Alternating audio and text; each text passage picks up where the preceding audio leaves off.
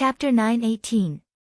Manager Lee didn't understand why both of them were asking about the cleaners, but since young Master Chin wanted to know, it wasn't a small matter. A phone call immediately summoned the personnel of the Human Resource Department. Young Master Chin, this is the information on the employees in charge of cleaning at Yisei. There are a total of 12 people, and they all work in 2 shifts. These people aren't very educated, and they aren't very young. There are aunties and uncles, and they're basically all from the counties around Jiang City. If young Master Chin wants to look for them, I'll call all of them over now, Manager Lee said and was about to call them. There's no need. Chin Mo lowered his head and flipped through the document, his long fingers sliding across the surface. His side profile was elegant and handsome. Do you know where they are staying? Manager Lee glanced at the HR department behind him. The person replied immediately, Yisei has their own dormitory. Usually, the foreign employees who don't have a place to stay would stay in the dormitory. So all 10 of them are staying in the dormitory? Chin Mo's voice was calm. The person hesitated for a moment. I think so. I think so.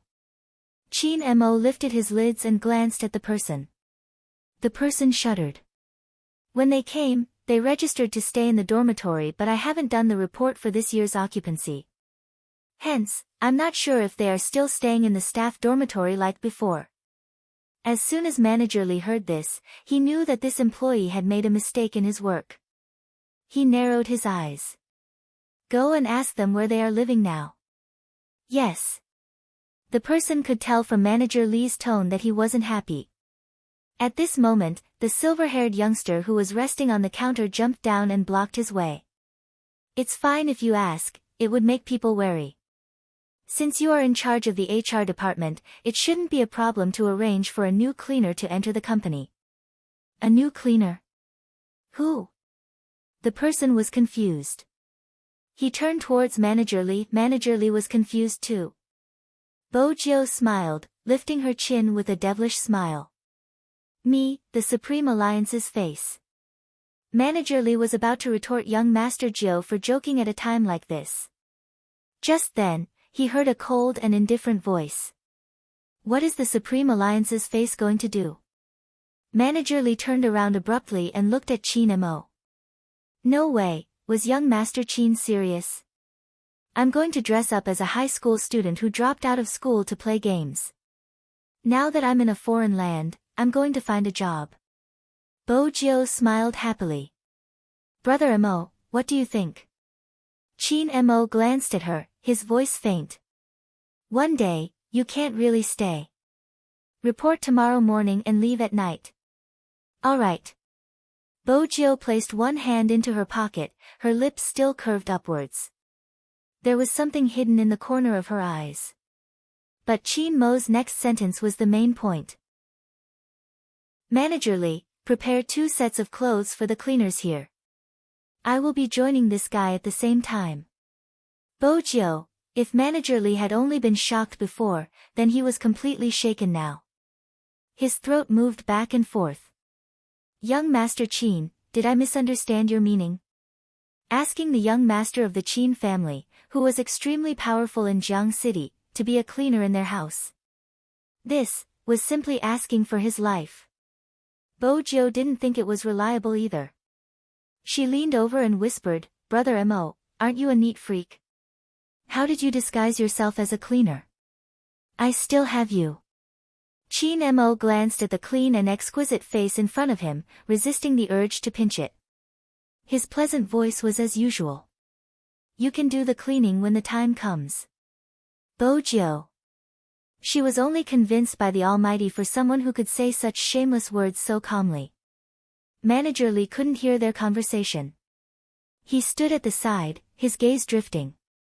He had heard that young Master Chin treated the youngster differently, but he hadn't dared to think that way.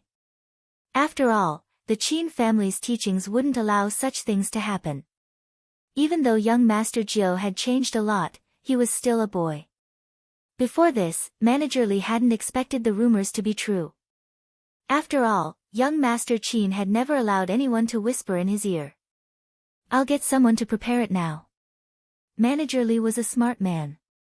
He knew when to speak up. Chin Mo nodded and didn't say anything else. By now, Manager Lee also understood that it was best to follow the procedure and try not to alert the enemy. The bathroom was restored to its original state. According to Chin Mo's instructions, there were plainclothes policemen patrolling the area. Especially when the cleaners went in, they had to follow them. Actually, it was easy to find out who had planted the drugs in the bathroom. But the important thing wasn't the person who planted the drugs but the person who gave them the drugs. Hence, they couldn't act rashly. They couldn't arrest the culprit immediately.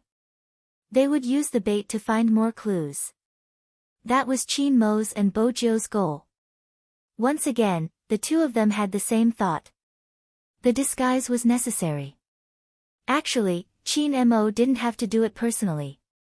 But it was obvious that someone hadn't learned his lesson. The night continued. No one knew what had happened in the bathroom. But the crowd had seen the police coming. If they left quietly, it would be suspicious. Hence, they walked into the main hall as though it was a routine inspection. Even though it was a routine inspection, the crowd was still a little restrained when they were having fun. After the police left, all of them released their natural instincts. Nightclubs were meant for people to drink and get drunk for the day. The dimmer the lighting, the more likely it was to be licentious. The boy from before had hooked up with an uncle. The uncle had a family and had a child. But that didn't stop him from asking him out. Moreover, he should have taken a liking to him. The boy glanced at the room card in his hand. His body slumped against the uncle's body. Society isn't fair to groups like us. I can understand how you feel. You definitely don't want to go home and see your wife's face. Regardless of whether it was a female or male mistress, they would always say the same thing. I don't have any feelings for her. Don't think that I have everything. Actually, I'm not happy at all. Does she know who you are? Of course not. I can't tell her. I can only relax outside like this. Sigh, I understand. The boy placed his hand on the uncle's chest. There was a deep meaning in his voice. I will accompany you today. The man grabbed his hand. He looked as though he wanted to go to the room immediately. When Bo Jio and Chin Mo passed by, they saw such a scene. The boy still felt that he was rather noble. He lifted his chin and followed the man anxiously. Bo Jio and Chin Mo weren't people who liked to express their opinions. But they still felt disgusted when they met such a man and a male mistress. This had nothing to do with sexual orientation. If you liked a man, don't get married. Since you are married and can have children, live a good life. If you don't want to, get divorced. He was such a scumbag. He had ruined a woman's life and yet he said that he was wronged. Did he even have any shame? But it was probably because there were too many animations and novels that beautified the relationship between men. That was why some people felt that true love was only between men. Even some men who were married used such ridiculous words as an excuse. Love didn't discriminate between genders. But betraying his wife and child. Regardless of whether he liked a man or a woman, he was a scumbag. Needless to say, the boy was debauched to a certain extent. This was the situation in the circle that was closer to reality. This was also why even though Yun Hu was in the circle, he didn't let Lin Feng come into contact with such things. He was worried that the guy would think that he liked him because he needed to solve something. He liked a certain guy because he had liked him since he was young. He liked Lin Feng as a person. After that, it was gender. Hence, when Bo Jio returned, she asked Yun Hu a question in a low voice.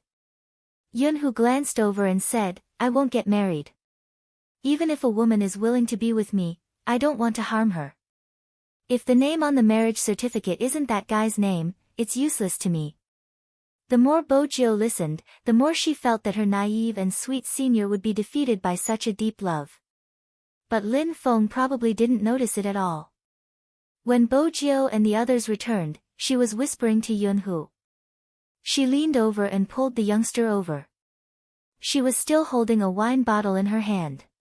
Then she grabbed her hair, looking extremely troubled. There's something. Analyze it for me. It's about who? Bojo loved to analyze. What is it? Actually, it isn't whose problem. Lin Feng had indeed drunk too much. He lowered his head and swayed. I don't know what's wrong with my mother. Recently, she has been asking me not to touch who. Don't you think it's weird? When Bojo heard this, she roughly understood what he meant. She laughed so hard that her shoulders shook. Mother Lin was too adorable. Only a biological mother would do something like that. Little Spade, why do you keep laughing? Analyze it for me. Lin Feng swayed again. Bojo reached out and patted his shoulder. Senior, good luck. After all, even your biological mother thinks that you are the one trying to turn Almighty Yun gay and not the other way around. Of course, Bojo wouldn't say the last sentence. Good luck. What did he have to good luck for? Lin Feng's brain seemed to be stuffed with a lot of paste. Lin Feng's alcohol tolerance was surprisingly good. Other than the fact that he wanted to understand something, he couldn't think straight. Everything else was surprisingly quiet. After a short while, he fell asleep on the sofa hugging the wine bottle. Indeed, it was time to disperse. Bojo wanted to send Yao Yao back, but she sensed that Yao Yao had her own matters to attend to. She didn't need to send her back since someone was waiting for her. Uncle Ian and the others called for a cab. Only Bojo, Qin Mo, and Yunhu were left. Bojo watched as Lin Feng slept soundly on Yunhu's back. He was so drunk that he couldn't resist at all. It seemed like Senior Lin wasn't aware of what he was guarding against. Yunhu knew how painful it was to be woken up in the middle of sleep. Moreover, it was already very cold outside, so he decided to book a private room in the night. I'll stay here with him for the night. Alright, Brother Mo and I will be leaving first. Bojo lifted her lips. She could tell that Almighty Yun had played a part in Senior Lin's drunkenness. Just as they left, Yunhu turned his head. Yunhu, who was carrying Yunhu, turned his head. That position made it easy for him to kiss him. His thin lips brushed past the corner of Lin Feng's mouth. At first, he thought everything was over. Who knew that he wasn't awake yet? His gaze wasn't fixed. His dazed expression challenged Yunhu's patience. Where are we going? A competition? I haven't mastered my tower stealing skills. He was obviously still drunk. Otherwise, he wouldn't be able to participate in a competition at this time. Lin Feng was really drunk. He was quieter. Even when Yunhu said, "Go to sleep," he didn't stand on end like he usually did. Instead, he looked at Yunhu cautiously. Instead, he nodded. It's time to sleep after drinking too much. It wasn't easy for Lin Feng to remember this. Yunhu was clear about it. When Lin Feng was drunk, he wasn't as wary of him as he usually was. Hence, they could sleep together after a competition like before. Ever since this fellow knew his intentions, he didn't seem to avoid him on the surface, but in reality, he had restrained some of his intimate actions. Only when his thoughts were not so clear could he be so close to him like he was now. However, there was one thing that made Yunhu's gaze tremble after he closed the door to the private room. It was because he was taking off his clothes. It's so hot, where exactly is this? Why isn't there any air conditioning? Lin Feng said as he tore his collar, revealing a large patch of jade-like skin. Because of the alcohol, there was a faint pinkish tint to it. Forget it, I'm going to take a shower. Yes, a shower. It stinks, it's too smelly. Drunkards were not only defenseless. Similarly, they would release their natural instincts to a certain extent. As Lin Feng spoke, he lowered his head to undo his belt. Yunhu watched this scene. His feet seemed to be rooted to the ground. He had to clench his fists to suppress his urge. However, the drunk Lin Feng didn't notice it at all. He couldn't undo his pants. Seeing that his good brother was there, he walked over. His body was still swaying and his words were still stuttering.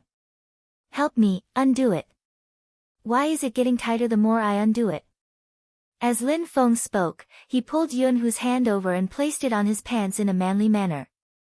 He finally lifted his face.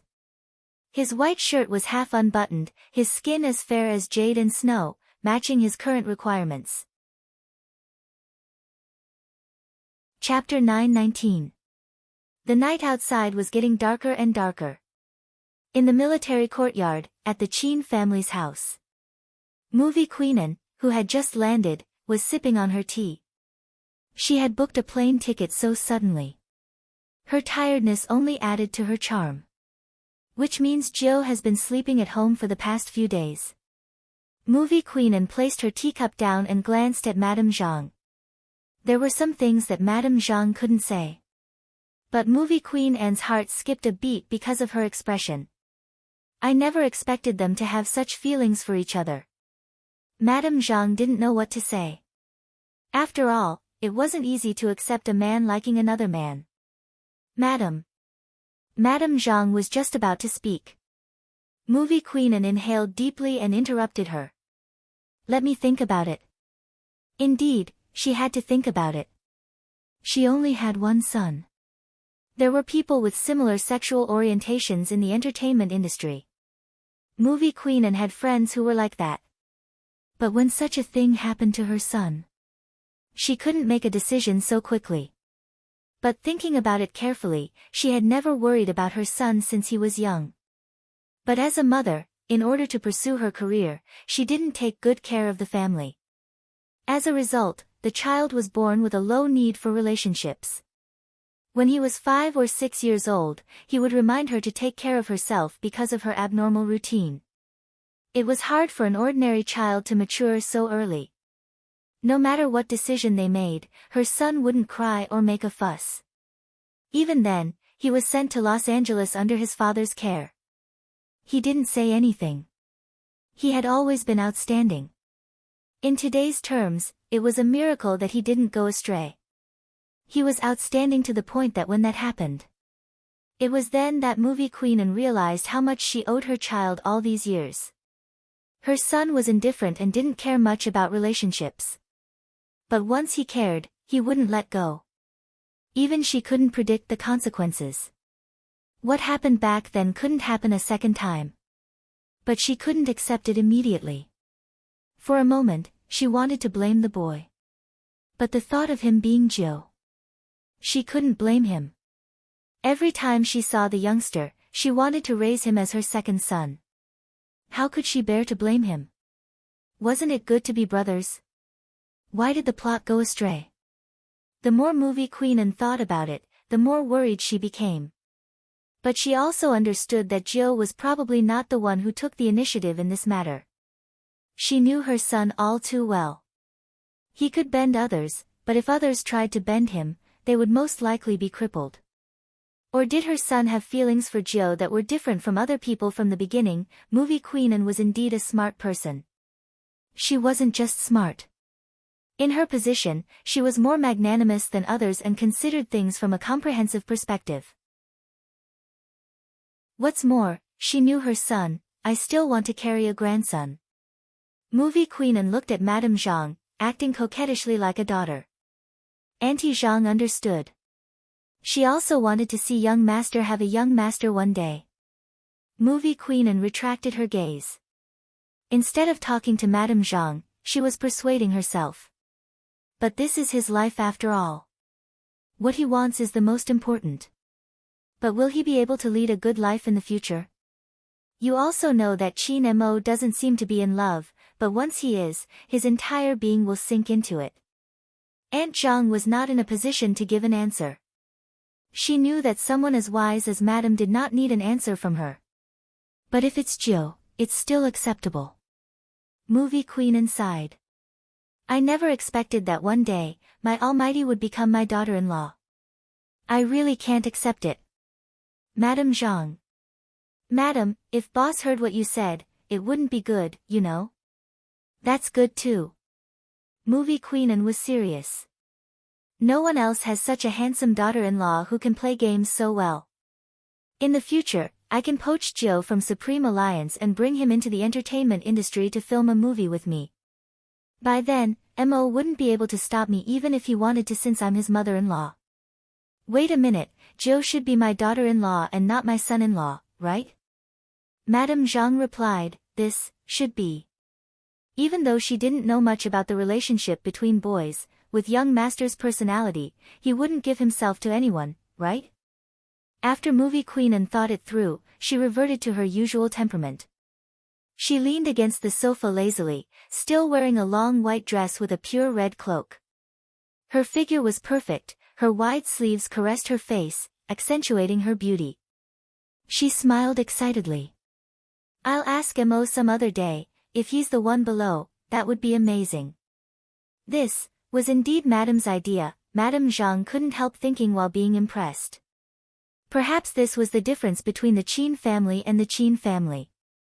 Only a family like the Qin family could raise someone like the Almighty. It wasn't without reason. It wasn't just money and power, it was also his way of thinking and values. Hence, there was only one Qin Mo in the entire world. That night, Qin Mo didn't return home. If he had returned, he might have been able to hear Movie Queen and Madame Zhang's conversation. Movie Queen thought that since the two kids had developed a certain level of relationship, she should visit Joe's mother. Should she pay Joe's mother a visit too? Movie Queen had always been a person of action. But the moment she stood up, she suddenly thought of something. She had agreed to the relationship between the two kids. But what about Joe's family? Movie Queen decided to test the waters. As for how she would do it, she had to think carefully. Since her son was already gay, she would rather find someone she didn't like. Joe was still more likable. Movie Queen had many friends but she had never interacted with the Fu family. She didn't even know Joe's mother's name. It seemed like she had to find someone to find out more about it and get closer to her. Movie Queen's eyes lit up. Suddenly, she thought of something and called a friend. Her friend specialized in plastic surgery and women's clubs. She was famous for being rich and well-connected in the socialite circle in Jiang City. But when she saw Movie Queen's call, she became as happy as a child. Sister Anne, why are you so free to contact me? Have you finished filming? I'm taking a few days off. Movie Queen smiled faintly. Isn't there a gathering at your place? It seems like all the ladies in Jiang City will be there. I want to join in the fun. Hearing that, the man felt as if he had won the lottery. Miss Anne, are you serious? You're coming? Of course. Movie Queen retorted. When have I ever lied? No, I just can't believe it. Miss Anne is coming. I have to ask someone to prepare the best red wine. The man was so happy that even the people around him were curious about what had happened. Who was Miss Anne? After she hung up the phone, a few rich ladies asked, who is she? A few of the rich ladies asked, who is this? Even our female CEO treats him with respect. She chuckled lightly and waved to her female friends. The group of women leaned over and heard her say a name. Everyone's expression changed. Gosh, how do you know her? I have some connections with my father. Is she really as pretty as she looks in the movies? You just called her sister, but why does she look younger than you? Pfft, she's prettier in person. But I heard that celebrities usually have people behind them. Could it be that she's one of them? Her gaze dimmed. She isn't. It's fine if you think about others in the past, but don't think about Sister Anne. Be careful or you'll get yourself into trouble. It's my fault, it's my fault. I was just asking, don't be angry. Since the movie queen is coming, shouldn't we change the guest list? Don't invite those small businesses, like the one from the fried bun shop and the one from the countryside with the surname He. People like them will lower their standards. She was a businessman. Even though she wasn't the best, she had basic etiquette. I've already sent out the invitations, but the guest list won't be changed. Also, don't say such things in front of Sister Anne, she doesn't like it. Are you serious? How can a celebrity be so ignorant? She isn't ignorant, you'll understand when you meet her. She doesn't need to look at her family background like you and me. Huan, what are you saying? I'm being too, I was talking about you and me, I'm included. After all, she was the CEO. It's for your own good, there will be too many people at the gathering. Besides, He Honghua's son has been doing well recently, even my daughter is asking for his autograph. You should change your mindset. I know you used to be close to Su Mei and didn't like He Honghua, but it's different now. She hasn't done anything bad to you, so it's good for you to give her a way out. He's just a gamer, how good can he be? Can he be compared to my son? No matter what, he has entered the industry and is a celebrity. Huan, can I bring my son to meet movie Queenan? Sure, but Guo Rong, don't be too obvious, it's just a gathering tomorrow. Don't worry. Even though he said so, Yang Huan was still worried. With Guo Rong's attitude, it was hard to believe that she wouldn't do anything. But the gathering couldn't be rescheduled. It wasn't easy for Sister An to come, so she couldn't let her leave in disappointment. On the other side, after movie Queenan hung up, she started to admire her intelligence. Using this method, it wouldn't be too abrupt to bump into Mrs. He at the party without anyone noticing. She had to buy a gift. Forget it, she couldn't buy a ready-made one, it wasn't sincere. Oh right, I have a bracelet that doesn't care about skin color, Madam He will definitely like it. Madame Zhang watched silently as her madam prepared for tomorrow's meeting, preparing the gift and trying on the gown. It was an indescribable feeling. Was she already going through this process so soon? Madam hadn't agreed at the start. Actually, movie Queenan had thought it through because she didn't want to see her son continue living like before. The youngster's appearance had changed a lot. That was the first time she had seen her son care about someone. That was enough, she didn't care about the gender. Outside the window, the trees swayed like a painting. The Fu family's villa wasn't guarded like the Qin family's. Chen Xiaodong hugged the blanket, asking his young master once more, "Young Master Qin, are you really going to stay here?" Bo Jiu couldn't do anything about it. After leaving the nightclub, the Almighty had given her two choices, he could either sleep at his place or hers. Bo Jiu had analyzed the situation and decided it was safer to sleep at her place. That way, she could use the excuse that her bed was a single bed and let the Almighty sleep in the guest bedroom. This time, he had indeed miscalculated. He Honghua was the happiest, she had prepared a pile of supper. He Honghua was still the same. Even though she came from the countryside, she was still magnanimous and candid. Her family had always been like this, they didn't eat any delicacies but the food they made had to be Jiu's favorite. Qin Mo didn't come for nothing, a casual question had allowed him to learn a lot about her childhood. But Jiu is different now. In the past, he wouldn't be able to take anything bitter. Now, he likes to drink coffee and even bought a piano. I wonder how much he has learned behind my back. All mothers love to praise their children. He Honghua was no exception, the moment she mentioned Jiu, her round face would be filled with smiles. Qin Mo's hand paused. Even if it was a second personality, his taste buds wouldn't change. What exactly was wrong with her? The conversation between the two did not continue. Firstly, it was too late. Secondly, Bo Jiu had come down and interrupted their conversation. She had overheard their conversation when she had walked over. If she continued, the Almighty would only be suspicious of her.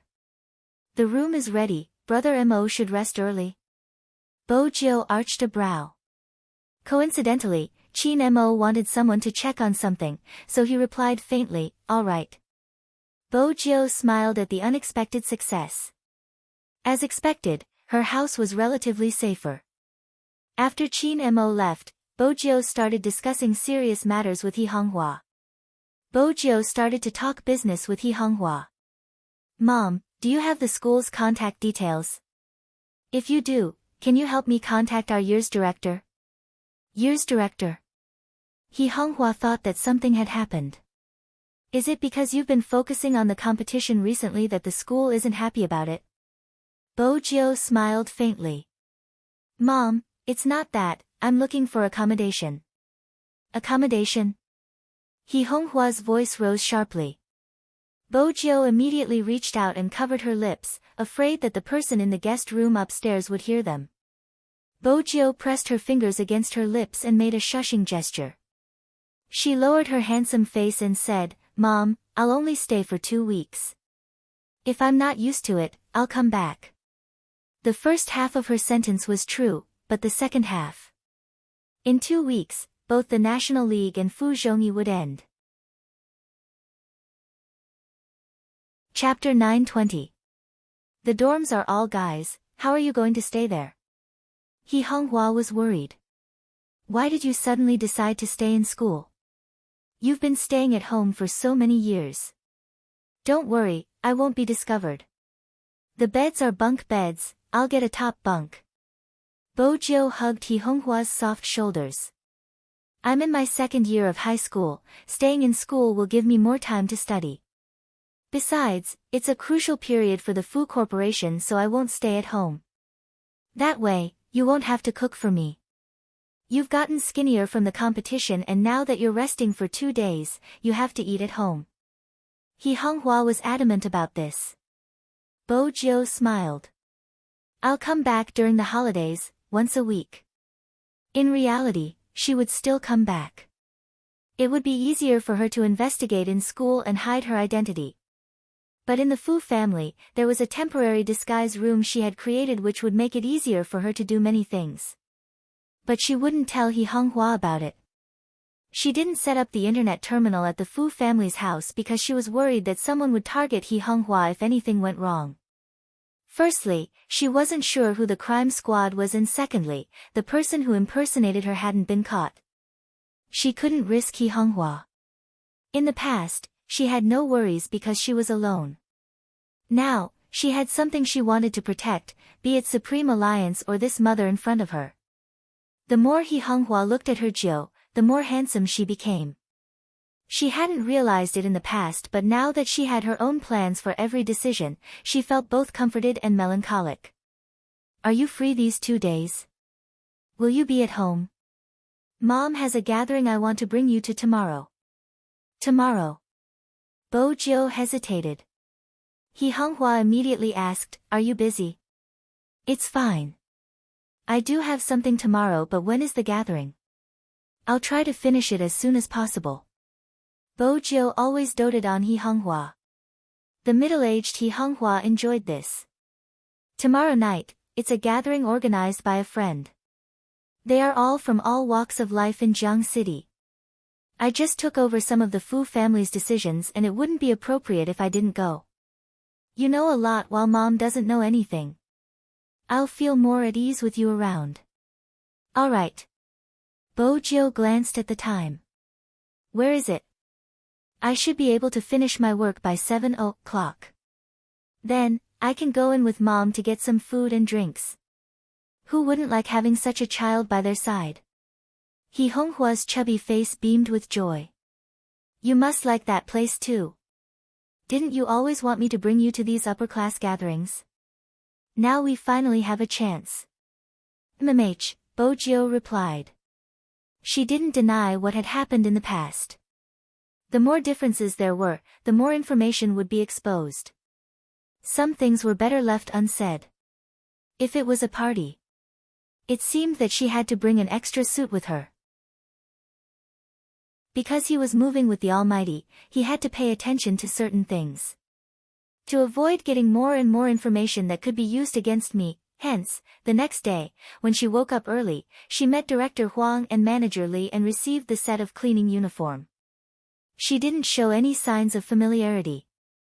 Instead, he was like a novice in disguise, struggling for half an hour before coming out of the changing room. Qin Mo was already waiting on the sofa. Although he was wearing a cleaner's uniform, it didn't reduce his nobility. Instead, because of the blue and white uniform, he was especially eye-catching. Bo Jiu arched a brow, her lips lifting into a smile. She whistled. Handsome. Chin Mo glanced up at the youngster. Her head was still covered with a head of messy silver hair. She looked like a princess who had just showered, shaking her hair to attract his attention.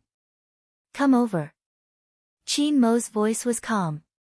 When Bojio walked over, he stood up, placing his fingers on the youngster's head. His long fingers tidied her silver hair, the contours of his face similar to his voice, carrying a hint of nobility and aloofness. You're already so old and you don't even know how to comb your hair. Manager Li and Director Huang were still at the side. The latter was already used to it since he had always been bullied in the police station. The former didn't know if he should look at the two of them or somewhere else. Young Master Qin was so blatant with his homosexuality. Bojio glanced up. She didn't think much of it since he was just combing her hair. Chin Mo didn't think much of it either. Wasn't it natural for him to do such things for the person he wanted to raise? Because they were so close to each other. Bojio could see clearly that when the Almighty lowered his lids, his eyelashes were like black feathers. They swept over her, tempting her to reach out and touch them. The reason Chin Mo lowered his lids was because he was tidying someone's collar. Bojio was different from Chin Mo and it could be seen from the way they dressed. The youngster's style was always casual and cool. On the other hand, Chin Mo's clothes were straight and clean. With such a sense of abstinence, a thought would enter Bojio's mind from time to time. She wasn't sure if she wouldn't be able to control herself and do something that would cause her endless trouble when she left. Bojio adjusted her collar. Tight? Chin Mo asked. Bojio replied, Chin Mo reached out, adjusting it slightly. Manager Li coughed. Young Master Qin, young Master Jiu, it's only 7 a.m. Do you want to have breakfast before heading over? It's fine, we'll be eating with our new colleague. Bojio smiled, a hint of mischief in her voice. It's easier to get information at the dining table. Manager Li. He hadn't expected young Master Qin to like this style. Besides, Manager Li, you don't have to follow us, just find an ordinary employee from the Human Resources Department. Don't reveal our identities, the more clueless they are, the more natural they will be. Bojio sat on the chair, bending down to tie her shoelaces. When she glanced up, she was already a refreshed cleaner. Both Chin Mo and Bojio had made some changes to their appearances, basically to lower their attractiveness.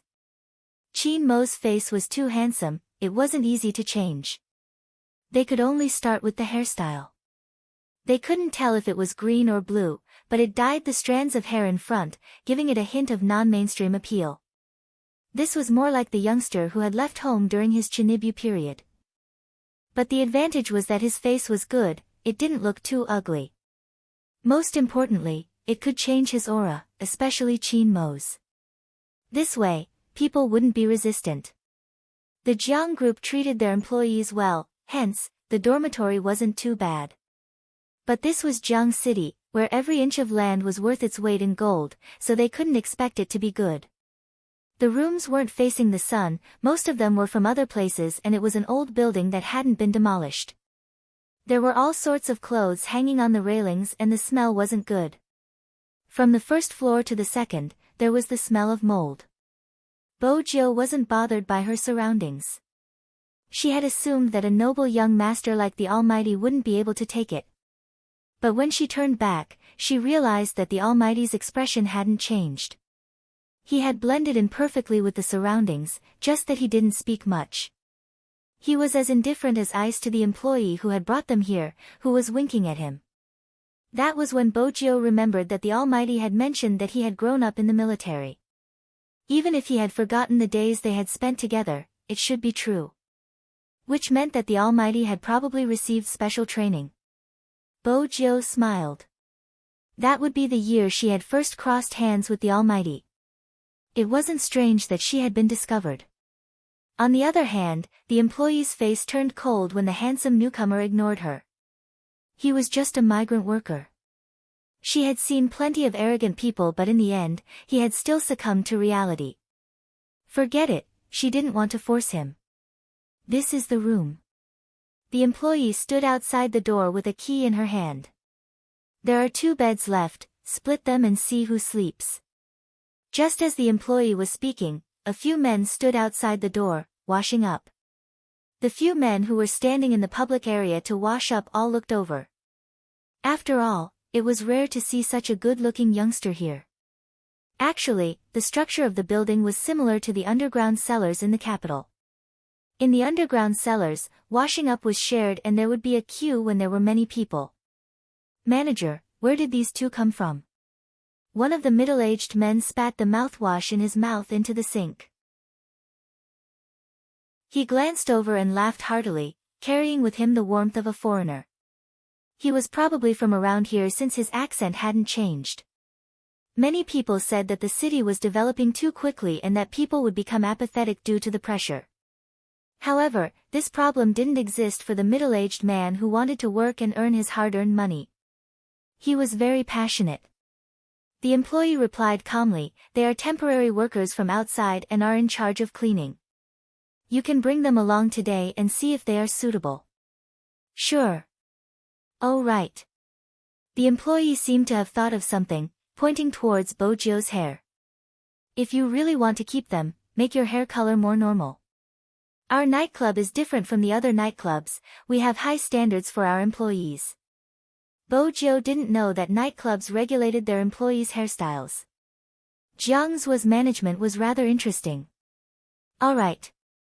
The employee glanced over at Qin Mo. The employee glanced at Qin Mo again.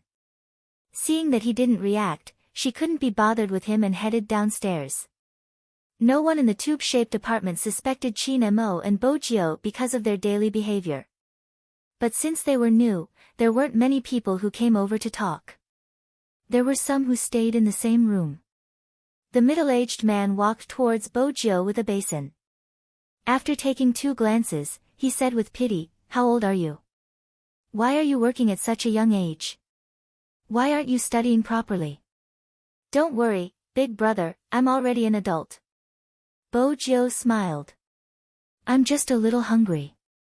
I've been away from home for a long time and I want to eat something hot." The middle-aged man immediately said, "Let's go in and put your things down. I'll introduce you to the people in the same room and then we'll go eat together. The canteen made big manta today, I'm sure you'll like it. She likes to eat everything." At this moment, Qin Mo spoke. His magnetic voice attracted the middle-aged man's attention. "Do you know each other?" Bojio smiled. "We came out to work together. There's no work at home." Her talent in imitating language was unparalleled. She had only heard a few sentences and she had already learned the intonation. The setting of a young internet addict that he had made up at the beginning was now useless. She might as well mix the truth with falsehood to make it easier for others to believe her. The middle-aged man heard Bojio's accent and felt closer to her. "That's right, there's no work at home. Come, these are the 2 beds, it's the same as some schools, bunk beds. The one beside you is also from our hometown. One of them doesn't have good hearing so he has to raise his voice when he speaks. The other one loves to drink and the last one doesn't live here anymore. I don't know where he got his money from but he will definitely bring us alcohol and cigarettes when he comes back."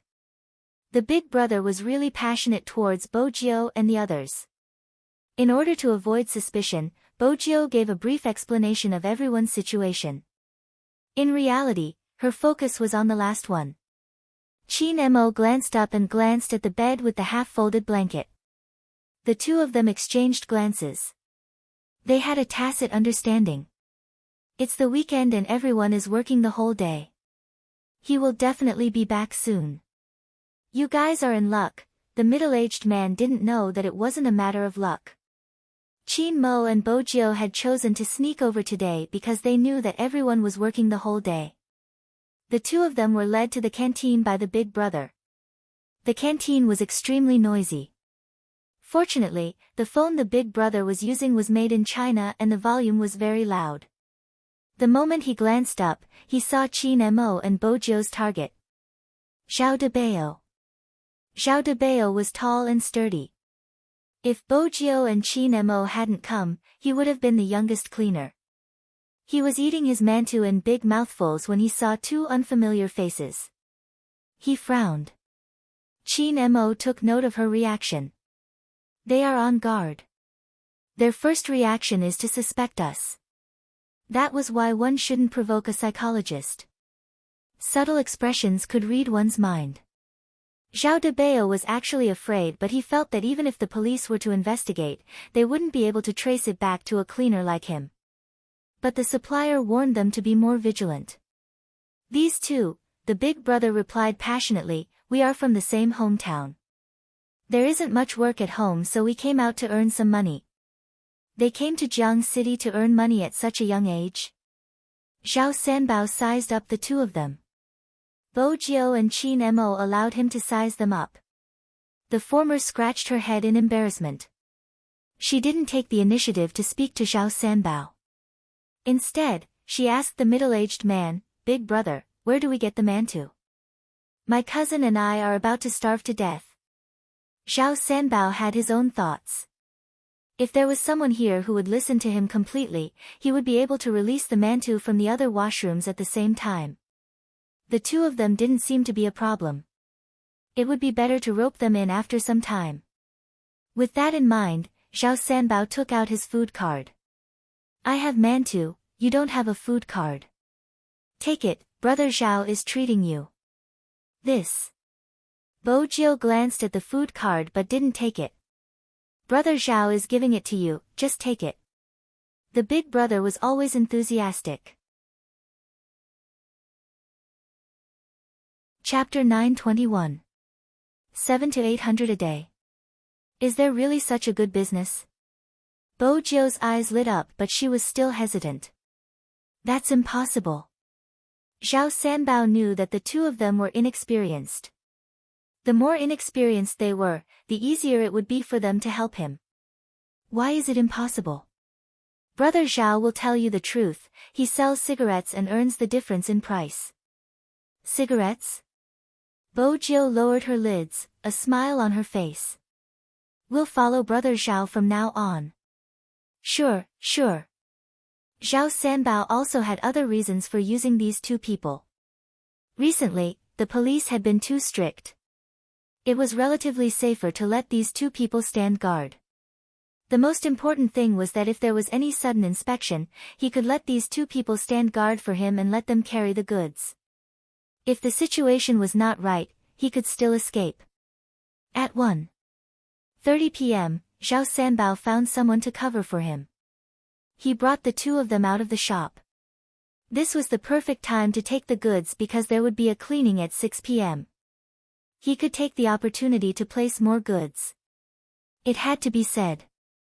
The drug dealers at the bottom of the hierarchy would always choose places that no one would expect. In an alley near Yisei, there were many people coming and going. All kinds of people were from other places who came here to work. It was a temporary factory that was still under construction. On the right was a makeshift house. Zhao Sanbao didn't allow them to follow. Wait here. Okay, Brother Zhao, Bojio replied. The two of them looked at Zhao Sanbao's back as he left, then looked at each other. Cousin, do you have a lighter and cigarettes? Qin Mo knew she had something to say. Qin Mo knew she had something to say. He took out a pack of cigarettes and placed one between his lips. He took out a pack of cigarettes and put a cigarette between his lips. It was windy. Bojio lowered her body and leaned over. It's not a small place, but it should be their distribution department. Qin Mo replied, watching as the youngster lit the cigarette. His voice was calm. You know quite a lot. Qin Mo replied. He watched as the youngster lit his cigarette and said faintly, you know quite a lot. Bojio paused and laughed. I'm smart and handsome. At this moment, Qin Mo wouldn't ask too much about it. They had a basic tacit understanding. They would first deal with the outside before dealing with the inside.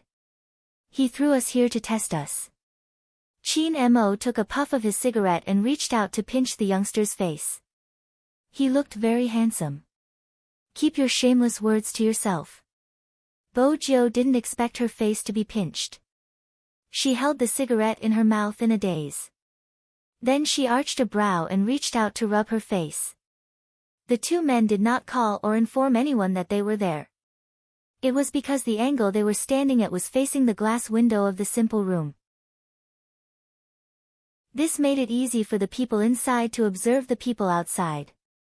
Zhao Sanbao definitely wouldn't let them stand in this position casually. As expected. Inside the simple room, a man with tattoos pulled open the blinds and looked at Bo Jiao and Bo Jiao. You still dare to bring someone here when the limelight is so close? They don't know anything. They're just two country bumpkins who have never seen the world. They can't imagine what we're doing. Also, look at their outfits. They're so young. They can't be police. The tattooed man narrowed his eyes and put on his mask. He didn't say anything else. Unbeknownst to them, their conversation was being broadcasted to the crime squad. Zhao Sanbao would never have expected Bo Jiao to plant a small listening device on him the moment they first met. Now, there were more than 10 cars with police plates removed. They were waiting for the right time to act. Chapter 922. The tattooed man's phone rang. There was only one message on it. There's something wrong with the person in front of you, there's an ambush around, hurry up and retreat. The tattooed man narrowed his eyes, his expression changing. He pulled Zhao Sanbao over, his gaze fierce. Zhao Sanbao didn't understand. The tattooed man inhaled deeply, patting his face lightly. Get the two brothers outside to come in, let's have a good talk. Since there was an ambush, he had to think of a way to save his life. It was safest to have one or two hostages. Zhao Sanbao didn't know what had happened. He was still saying, is it safe to let them in? What if they know something and go out and spread the news? Go get them. At this moment, the tattooed man didn't think Zhao Sanbao was being considerate. Instead, he felt that there was something wrong with his identity, which was why he didn't want innocent people to be implicated. Zhao Sanbao didn't mind, he walked out and waved towards them. Qin Mo threw the cigarette butt into the rubbish bin, his voice calm. There's something wrong. Indeed. Bo Jiao's gaze dimmed. The two of them stuffed a hand into their pockets, walking through the sand, looking suave. Zhao Sanbao was still thinking about how to get the goods. He hadn't expected his two underlings to enter. Someone locked the door behind them. Ka-cha. The tattooed man glanced up at the three of them, his gaze sending a chill down Zhao Sanbao's spine. Brother Long, this is... Before Zhao Sanbao could finish his sentence, the tattooed man whipped out a gun, causing his face to turn pale. Brother Long, the tattooed man was still wearing a mask, speaking slowly. There's something wrong with one of you. Zhao Sanbao instinctively turned towards Bo Jiao and the others. Brother Long, I'm stupid, I really didn't expect them to be suspicious. The person I'm talking about. The tattooed man raised his hand. You. Zhao Sanbao's legs turned to jelly when the gun was pointed at him. When he had been transporting the drugs, he hadn't considered the possibility of being devoured by the evil dragon. Brother Long, how could there be a problem with me? The tattooed man didn't listen to him at all. He said coldly, search him. Yes. The person next to him pressed Zhao Sanbao against the wall and scanned his body with a seemingly simple but professional metal scanning device. Beep beep beep, when the voice rang out, Zhao Sanbao had no idea what was going on. What is this? The tattooed man's eyes turned cold. And you say you're fine. There was a cracking sound. His shoes trampled over it heavily. Listen to me, Brother Long, you, bang. Before Zhao Sanbao could finish his words, the bullet directly pierced through his chest. It was as if killing a person was nothing to the tattooed man. However, he did not want to make a move here. After all, this was not the Golden Triangle. It would be very troublesome to be targeted by the police. However, Zhao Sanbao had been in contact with him for too long. If he had really been bribed by the police and revealed his information, it would not be safe. It was better to kill him. At this moment, Bo Jiao and Qin Mo didn't move. They were like two inexperienced kids who were shocked by the situation in front of them. "Boss, what do we do after we catch them?" the person at the side asked. "What about the two of them?" The tattooed man wiped his gun. "Scan them too. See if there are any problems." "Yes." When the scanner slid past Bo Jiao, Qin Mo's gaze wavered slightly. "Boss, there's nothing." "Boss, there's nothing." "Nothing?" Even Qin Mo arched a brow and looked towards the youngster. No one else could see their exchange of glances. Bo Jiao lowered her head. She didn't say a word, but the smile that covered her trembling lips showed that she had been prepared for this. That's right, the tapping device on her body had already been transferred to the underling when he pushed her into the room. And without anyone noticing, the tattooed man glanced at Zhao Sanbao, who was lying on the ground. "Carry this person out. Lock the two of them up as hostages. There are police outside. They can be used as life-saving amulets." If the tattooed man had seen Qin Mo before, he would never have made such a decision. He would never make such a decision. Instead, he would just raise his gun and kill him. It was a pity he didn't know how difficult it was to deal with the two people he had decided to tie up. The Key Case Investigation Unit saw everything that happened here, including the gunshot. At this moment, none of the crime squad members had reacted as deeply as Director Huang. How had he noticed something was wrong? And it was Qin Mo who had thrown out the bait. When Qin Mo and the others had just arrived, they had sent him a message, asking him to create an identity for Zhao Sanbao and announce it to everyone, saying that he was a police informant. The news had only been out for a short period of time and the other party had already found out about their actions. What did that mean? It meant that everything was as Qin Mo had said. There was a problem in the crime squad. Director Huang's gaze dimmed. His mood wasn't good enough. At this moment, the newly arrived criminologist was still boasting, "Now that there's a problem with the informant, it's enough to show how cruel the drug trafficker is. I'll ask my friend in America to investigate his background." However, based on the analysis of his behavior, a typical local wouldn't be so cruel. He looks like a desperado, so we must not let him escape. As for the two hostages, go and check if they're really innocent. Who knows, it might be a trick played by the other party. Director Huang bolted upright. "We have to ensure the safety of the hostages, everything else is a small matter." "Are you saying that such a huge drug trafficking case is a small matter?" The psychologist questioned before raising his hands. I understand. We have to protect them first, let's talk about the rescue plan." Director Huang knew that he wasn't on the same wavelength as the foreigner, hence, he alighted from the command car, heading towards the scene. In the simple house, Qin Mo and Bo Jiao were tied together with a rope. Their legs weren't tied because they still had to be brought along. "Boss, what should we do? Are there policemen everywhere?" One of them seemed to be panicking. The tattooed man raised his gun, leaning against the window as he watched the commotion outside, his lips curling into a vicious smile. "Get a megaphone, we can negotiate with them." The man obeyed, his palms sweating due to his nervousness. "What are you afraid of? Don't you know how many bombs are buried around here?" A vicious glint flashed past the tattooed man's eyes. "We'll blow up anyone who enters." Bo Jiao and Qin Mo, who were tied together, glanced down.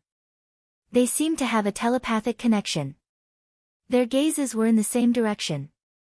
It was a small remote control on the table. There wasn't a television or air conditioner in the room. This meant that the remote control was the key. Bo Jiao and Qin Mo had always done things differently. If not, Bo Jiao wouldn't have changed Director Huang's arrangements and moved the listening device. The tattooed man's words were clearly heard by Director Huang. This time, only Director Huang could hear the contents of the listening device. Hence, it was a top secret. But it was this sentence that sent chills down Director Huang's spine. He immediately turned to the people who were about to rush in. Stop the mission, stand by. What's the situation? Director Huang, we have to hurry to save the hostages and catch the culprit. Time is of the essence. The new criminologist was dressed in a suit, looking out of place. Director Huang knew that there was a spy in the crime squad, but he couldn't reveal the fact that there were bombs in the construction site. Because once he revealed it, the other party would suspect young Master Qin and the youngster's identity. If they were hostages, there wouldn't be any danger. But if they were from the police, the tattooed man would definitely kill one of them. But if they didn't say anything, how were they going to start the rescue? Or, could they only trust in that person's ability? They weren't sure where the bombs were buried. But there were more than 30 workers at the construction site. Even if they wanted to evacuate, they would need time. The radius of the explosion couldn't be predicted. What was more worrying was the kindergarten beside the construction site. Director Huang reached out to grab the few strands of hair he had left. Report to the higher-ups, it's classified, I'll report the current situation to General Qin. They had to send the special forces over. Then they would choose a long-range kill. They needed a sniper. However, before Director Huang could pick up his phone, a special forces soldier dressed in camouflage jumped down from a Land Rover, carrying a long black bag on his back. Director Huang. You are. Director Huang couldn't remember such a person. The special forces soldier was a man of few words. Ardwolf, young Master Qin sent me over, I think Director Huang needs a sniper. With that, he reached his hand out, allowing Director Huang to take a look at his unit number. It was the lightning symbol. Only those in high positions would know what it meant. It was the symbol of the International Special Forces. Why was it here? Director Huang straightened his back, wanting to explain the situation. Ardwolf glanced sideways and said in a calm tone, I already know. I need you guys to lure the other party to the window during the negotiation. However, it depends on the situation. Young Master Qin said that this person is a very important breakthrough point. Try to capture him alive. I will act according to the situation. With that, Ardwolf tore open the bag. It was an inch-caliber sniper rifle. Under ideal circumstances, it could shoot a human head at a distance of 2,000 meters without any adjustments. Give the order. Director Huang, who had been robbed of the chance to speak, finally believed that Qin Mo had sent them over. But more importantly, how did he know the drug dealers were negotiating with the police? Ardwolf frowned, placing the rifle down. The window is too small, it will be difficult to stop them, we might not be able to kill them. Director Huang's face fell. There are schools nearby. Director Huang. Ardwolf lowered his voice. At such a time, we can only trust young Master Qin. Director Huang stilled. Indeed, at such a time, he could only trust that person. He was the person who could single-handedly subdue a serial killer when he was still in high school. The new criminologist also recognized the gun that Coyote was carrying. At this moment, he was much quieter. Hence, he became much quieter as he realized something wasn't right. It was obvious that his realization had come a little late. No one in the simple house cared about the two people who were trembling in fear. The tattooed man had a total of 5 subordinates, all of them moving the goods and money. Be it the money or goods, it was a staggering amount. They were packed in luggage, piling on top of each other. Hence, they wouldn't notice the blade protruding from Bojio's sleeves. The blade was small, but it was useful in such a situation. The only person who noticed the youngster's movements was Qin Mo. Both of them had a tacit understanding. The moment Bojio moved, Qin Mo's long legs bent over, blocking her perfectly. Even if someone glanced over, they would see Qin Mo and not Bojio's movements. To Bojio, handcuffs were more convenient than ropes. After all, in such an era, Few people would use ropes to tie people up. Simply put, she was good with machinery. Returning to the most primitive method required some time. Chin Mo took one look at the youngster's expression and knew she wasn't good with it. He moved his fingers, signaling for her to pass the blade to him. Bo Jiu arched a brow. They touched. Strangely, when the blade was in the Almighty's hands, sparks seemed to fly. In less than 10 seconds, the ropes around her hands loosened. The two of them didn't stand up immediately after regaining their freedom. Chin Mo swept a glance at the two men holding the rifle before his gaze landed on the remote control. Bo Jiu nodded. The next moment, they stood up simultaneously. The person closest to them was about to raise his gun when Chin Mo swept his long legs and leaned forward. The blade landed heavily on the person's wrist that was holding the gun. Ah! The person screamed in pain, attracting everyone's attention. The other man also raised his gun, but it was too late. The young man raised his leg and kicked the man's right hand accurately. Then, with a loud crack, the other party's knees bent, and he fell to the ground. After that, the two of them dodged to the left at the same time. It was because the tattooed man had turned around and fired 2 shots at them. The youngster's movements were always beautiful and smooth. The tattooed man cursed. His first reaction was to reach for the remote control. At this moment, Chin Mo was already holding the gun. Just as the tattooed man was about to raise his hand, he fired a shot. Bang! The gunshot fired in all directions. The tattooed man retracted his hand in pain. The youngster kicked the wall with her long leg. Using the recoil, she pounced forward, her palms on the table. With a somersault, she managed to grab the remote control. Chapter 923. There was a loud swoosh. It came from the blade in Chin Mo's hand. When it flew out, it was bound to cut his fingers. Otherwise, there wouldn't be a point of impact. But it was the wrist that was holding the gun that was cut. Ah! A painful cry rang out. The two men held onto their right hands. Just as they were about to raise their guns again, Chin Mo's gun was pointed at the tattooed man. Chin Mo's gun was already aimed at the tattooed man on the ground. He stood there, his left hand holding the gun. His right hand was dangling, blood dripping from his fingertips. However, this didn't affect his unique nobility. You don't want your boss to live. They were just 2 underlings after all.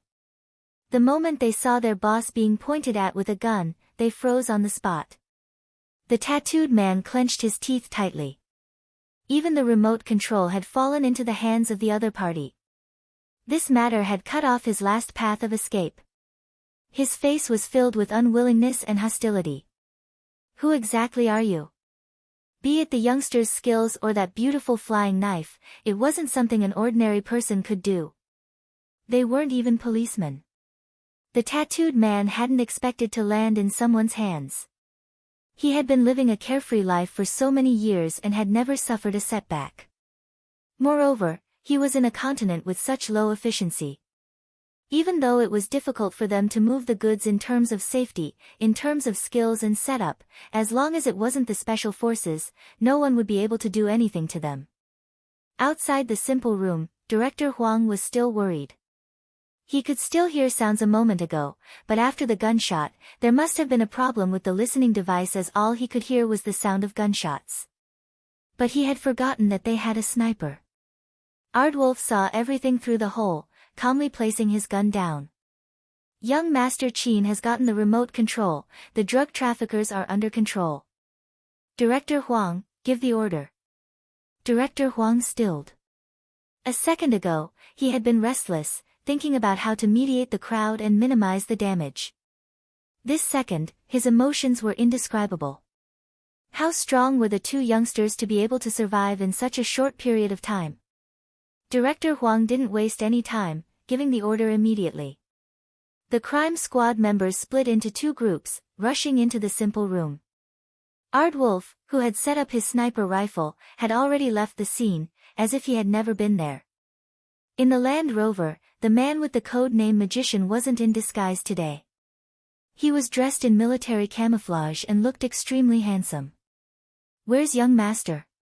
"I'm fine." Ardwolf's answer had always been concise. Magician pursed his lips. "I say, can't you say something more? For example, what's the situation with young master, do we need to follow up, or?" Coyote glanced at him and interrupted, "Retreat. Don't even think about marrying a wife like this." Ardwolf reacted to Magician's words. He hesitated for a moment and decided to gossip. "Young master is with that boy." "Which boy?" Fatty, who was sitting at the back of the car, straightened his back. If he didn't stick his head out, no one would be able to tell that he looked different in his military uniform. Ardwolf glanced at the crowd with his indescribable eyes.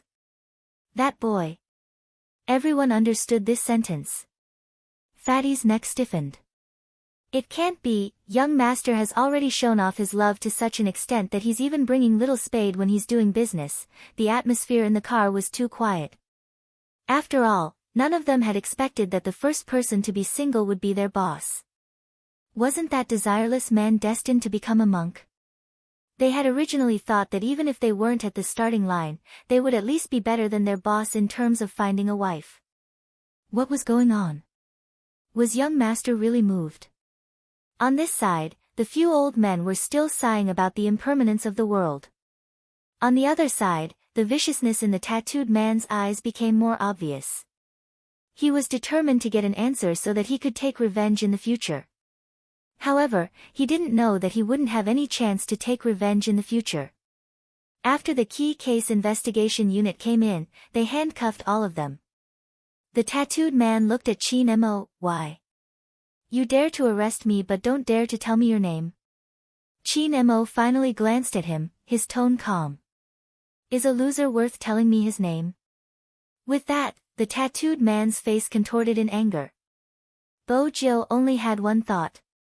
Why did he have to resort to violence? In the future, she would let the Almighty do it with his mouth. At this moment, the tattooed man smirked coldly. "Do you really think that you have one? You are so arrogant just because you have the remote control.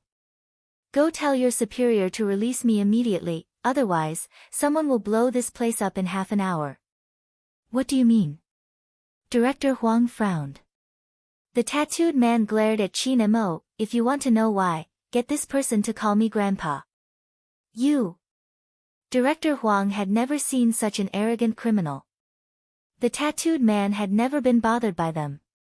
Even though he had been arrested, he knew deep down that as long as he had something on him, the other party wouldn't dare to do anything to him. "Why aren't you calling me? Or do you think that someone will be able to remove all the bombs in half an hour?" The tattooed man was handcuffed, but he didn't seem to be bothered by the people in front of him. Even within their organization, there was someone who held a high position. What could these small fries do? To put it bluntly, the Chinese were no different from pigs in his eyes. But the next second, the tattooed man's gleeful expression disappeared. It wasn't because of anything else but the silver-haired youngster's light chuckle. "It's just a remote control software and you want the Almighty to call you Grandpa?" As expected, losers like to dream. With that, the tattooed man turned abruptly. The youngster had already removed the remote control. She was looking at him with a dark gaze, as though the malice in her eyes was stronger than his. But even so, the tattooed man wasn't completely afraid. "You found out?" "Ha, seems like you aren't that dumb." "But so what if you found out? This activation software isn't something that can be easily deciphered." "Is that so?" Bo Jill stood up, stuffing a hand into her pocket. She glanced at him and smiled. "That's a pity, I was fortunate enough to be one of the people who could decipher it." "What?" The tattooed man's expression changed, his eyes narrowing. His first reaction was disbelief. How was that possible? The program was created by that person. Unless he was one of the top 5 hackers in the world, it wouldn't be possible to decipher it. "Huang, do you have a notebook?" Bo Jiu hesitated for a long while before deciding to call Director Huang. She didn't call him little because she wanted to save Director Huang some face since there were so many people watching. Director Huang didn't seem to feel that the youngster was saving his face. He coughed heavily, his voice rough. Are you really confident? Director Huang had his considerations. This wasn't a small matter and he couldn't make a rash decision. The new criminal psychologist had his own plans as well. The remote control is very intricate. I think we should wait for a professional to come. What about the time? Qin Mo asked calmly. This made the man look over. Since there's no time, let's do as that desperado says. Mister, you probably don't understand, but I'm an expert in psychology. People like him will really do what they say, because in his eyes, human lives are nothing. It seems like there's someone who understands the situation. The tattooed man's lips lifted in delight. That makes things easier. Qin Mo didn't even glance over, turning towards Director Huang. Notebook. Director Huang gritted his teeth. I'll send it over right away. Smith, who was dressed in a suit, was annoyed. Sir, did you hear what I said? I said, I know a little about psychology. Qin Mo interrupted him. This is China, my country. Do you think it's possible for my first criminal to come and leave so arrogantly? Mr. Smith, you probably don't know who I am, but there's a saying in China that you might be familiar with. With that, Qin Mo glanced up, his voice calm but piercing. Those who offend China will be punished no matter how far they are. Smith choked on his words and didn't say anything. The people standing around were all Huaxia natives. Who didn't have some hot-blooded manliness? How could they let him go just like that? If they didn't take a gamble, they would be letting down their clothes. At this moment, Director Huang had a backbone. No matter what Mr. Smith said, he would treat it as bullsh*t. Smith didn't know what else to say. More importantly, the other party knew who he was, but he hadn't received any information about him. Bo Jiu swept him a glance. Once she returned to the Fifth Avenue, the first person she would harass had to be Smith. That's right, Bo Jiu knew the expert in front of her. Smith hadn't even seen her once since they started fighting. How dare he claim to know her? What was even more unbelievable was that he had even mentioned psychology in front of the Almighty. This kid was really asking for trouble. Wasn't he going to rebuke him? Bo Jiu chuckled lightly, taking a notebook from the crime squad. Her light laughter made the tattooed man's palms sweat uncontrollably. Ka-cha! Who knew what the youngster was thinking? She tilted her head and lit a cigarette. Just as everyone was looking over, Bo Jiu made a new move. Bo Jiu made a new move. The metallic lighter transformed into another form when the youngster lit the cigarette. The USB port was plugged into the laptop. Isn't that a lighter? Director Huang asked curiously. Bo Jiu passed the cigarette to him and smiled devilishly. It's a lighter, but it can be used as a USB drive when necessary. Director Huang was in disbelief. He glanced down at the thing that didn't look like a USB drive at all. The intricate patterns extended into the shape of a dragon and snake, giving off an indescribable aura. Where did this ninth young master get his hands on it? But this wasn't the time to be curious. More importantly, he had to use the remote to hack into the other party's computer and destroy the software used to control the bomb. That was the only way for everything to be safe. But could young Master Jiu really do it? Director Huang had heard many ridiculous stories about the youngster in the past. One of the stories was about how the youngster had been sent to the hospital after chasing a man. Director Huang felt uneasy. No one knew what the outcome would be. Time was still moving. This meant that danger was approaching. It's useless. Do you think you can just find anyone who knows how to run a computer? The tattooed man's voice rose. Click, click, click. The rhythmic tapping of the keyboard seemed to be used to shut him up. It was extremely fast. It was so fast that the youngster couldn't even see the words on the screen. Countless chat boxes opened at the same time, as though they were working on something. The youngster continued to type while explaining, the program will leave traces of the other party's IP address. Use the surrounding computers to help me find them. Why? How? Director Huang had never seen anyone operate in such a manner, even as the director of the crime squad. The youngster lowered his lids. When his silver hair fell down, the corners of his lips curled up, revealing his canine teeth. It's simple. The speed of a computer depends on its operating memory. Take out all the memory and use it together. That way, it'll be fast. Oh, found it. Found it. Director Huang couldn't understand what had popped up, but there was indeed a chat box paused on the screen. The next second, the youngster's fingers flew across the keyboard as though she was playing Chopin. Her fingers danced across the keyboard, after images visible as she lifted her hands. She was like a diving eagle, nothing could stop her from invading and hunting.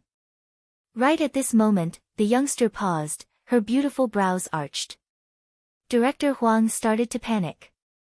What is it? The other party has set up a special firewall, Bojio replied as she typed. It will take some time to crack it. The tattooed man stood at the side. He had been through a lot. He glanced at the clock hanging on the wall and laughed mockingly. Director Huang, I've told you before, the software isn't something anyone can crack. There are still 24 minutes left. If I were you, I would change your mind. There's no need to change my mind. Bojio glanced up. This level of firewall can be cracked in 2 minutes. The tattooed man's face turned green, his fists clenched tightly. Do you think you won't be discovered once you enter the firewall? Do you know who is guarding it? Your boss. Bojio chuckled, replying nonchalantly. That is indeed frightening, but I'm good at concealment. She won't be able to find me at this level. Director Huang. You don't seem the least bit afraid, Joe. The tattooed man understood that the youngster wasn't taking his words to heart. He wanted to see how long this fearless youngster could remain arrogant. Chapter 924. The atmosphere in the simple room became especially tense with the sound of the keyboard. It was like a race against time. Everyone knew that the most important thing to do in order to infiltrate the other party's computer was to finish what they wanted to do before the other party noticed. Which meant that she had to be fast. Not only did she have to be fast, but she also had to avoid the trap set up by the firewall. Director Huang watched as the youngster's fingers changed positions continuously. The screen seemed to have transformed into a regional network. The regional network was densely packed with defensive red lines, forming one checkpoint after another. All Bojio had to do was to pass through the defenses without being discovered. The youngster's silver hair fell, her eyes dark. She didn't just have to type in the code, she also had to dodge. In reality, this was an opportunity for her. A chance to lock down the other party's base. But that would expose her intrusion. Hence, Bojio didn't check the region, instead, she flew towards the hard drive. Found it, the youngster replied calmly. The tattooed man glanced up abruptly, his lips turning pale. That's impossible. Nothing is impossible. Bojio typed in a few codes to destroy the hard drive before pressing the spacebar. Director Huang watched as the other party's hard drive appeared on the screen. This was remote control, wasn't it? 1 minute. Bojio glanced at the time displayed at the side. The software required time to destroy, and once discovered, the firewall would be reactivated and it would take a lot of effort to attack. This meant that this minute was crucial. The tattooed man clenched his fists, breaking into a smile. You will definitely be discovered, do you think it will be that easy? It seemed as though he was trying to prove his words. Suddenly, the laptop in Bojio's hand started beeping. The alarm caused everyone's heart to skip a beat. This is... Director Huang's expression changed. The tattooed man laughed heartily. Once the software is destroyed, the host computer will react and hunt down the intruder. I believe that since you know computers, you should be able to understand what I'm saying. Anyone could understand his words, even those who didn't know how to use computers. Director Huang placed his hand on the edge of the table, his brows furrowed as though he was trying to come up with a solution. Smith let out a long sigh. It seems like the god of fate isn't on our side. Director Huang, this isn't the time to be stubborn, safety is the most important thing. If an explosion were to happen here, not only me, even you, as the person in charge of this case, would be fired. I haven't finished my game yet. What are you yelling for? She didn't even lift her head as she continued to tap on the keyboard, gesturing for them to look at the screen. The strange thing was that the destroy bar that had paused for a moment actually started working again. This is impossible. You should have been discovered. Otherwise, the alarm would not have rung earlier. The tattooed man's eyes widened. That's impossible. Bo Jiao remained expressionless. Indeed, it was discovered, but it was the other IP addresses I set up. The firewall blocked those IPs as well. When your boss cleared those IPs, it would be enough for me to destroy the program. Didn't I tell you that I'm an expert in concealment? The tattooed man did not believe that such a technique existed. However, in the apartment on the other side of the computer. When the girl discovered that the IP address had been invaded, she sneered.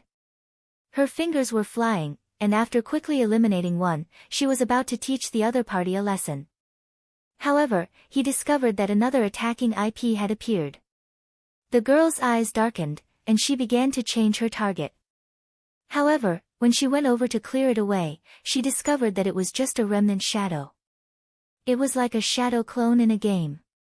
He had clearly struck the other party's shadow, but when he finally reacted, he realized that he had only struck the other party's shadow.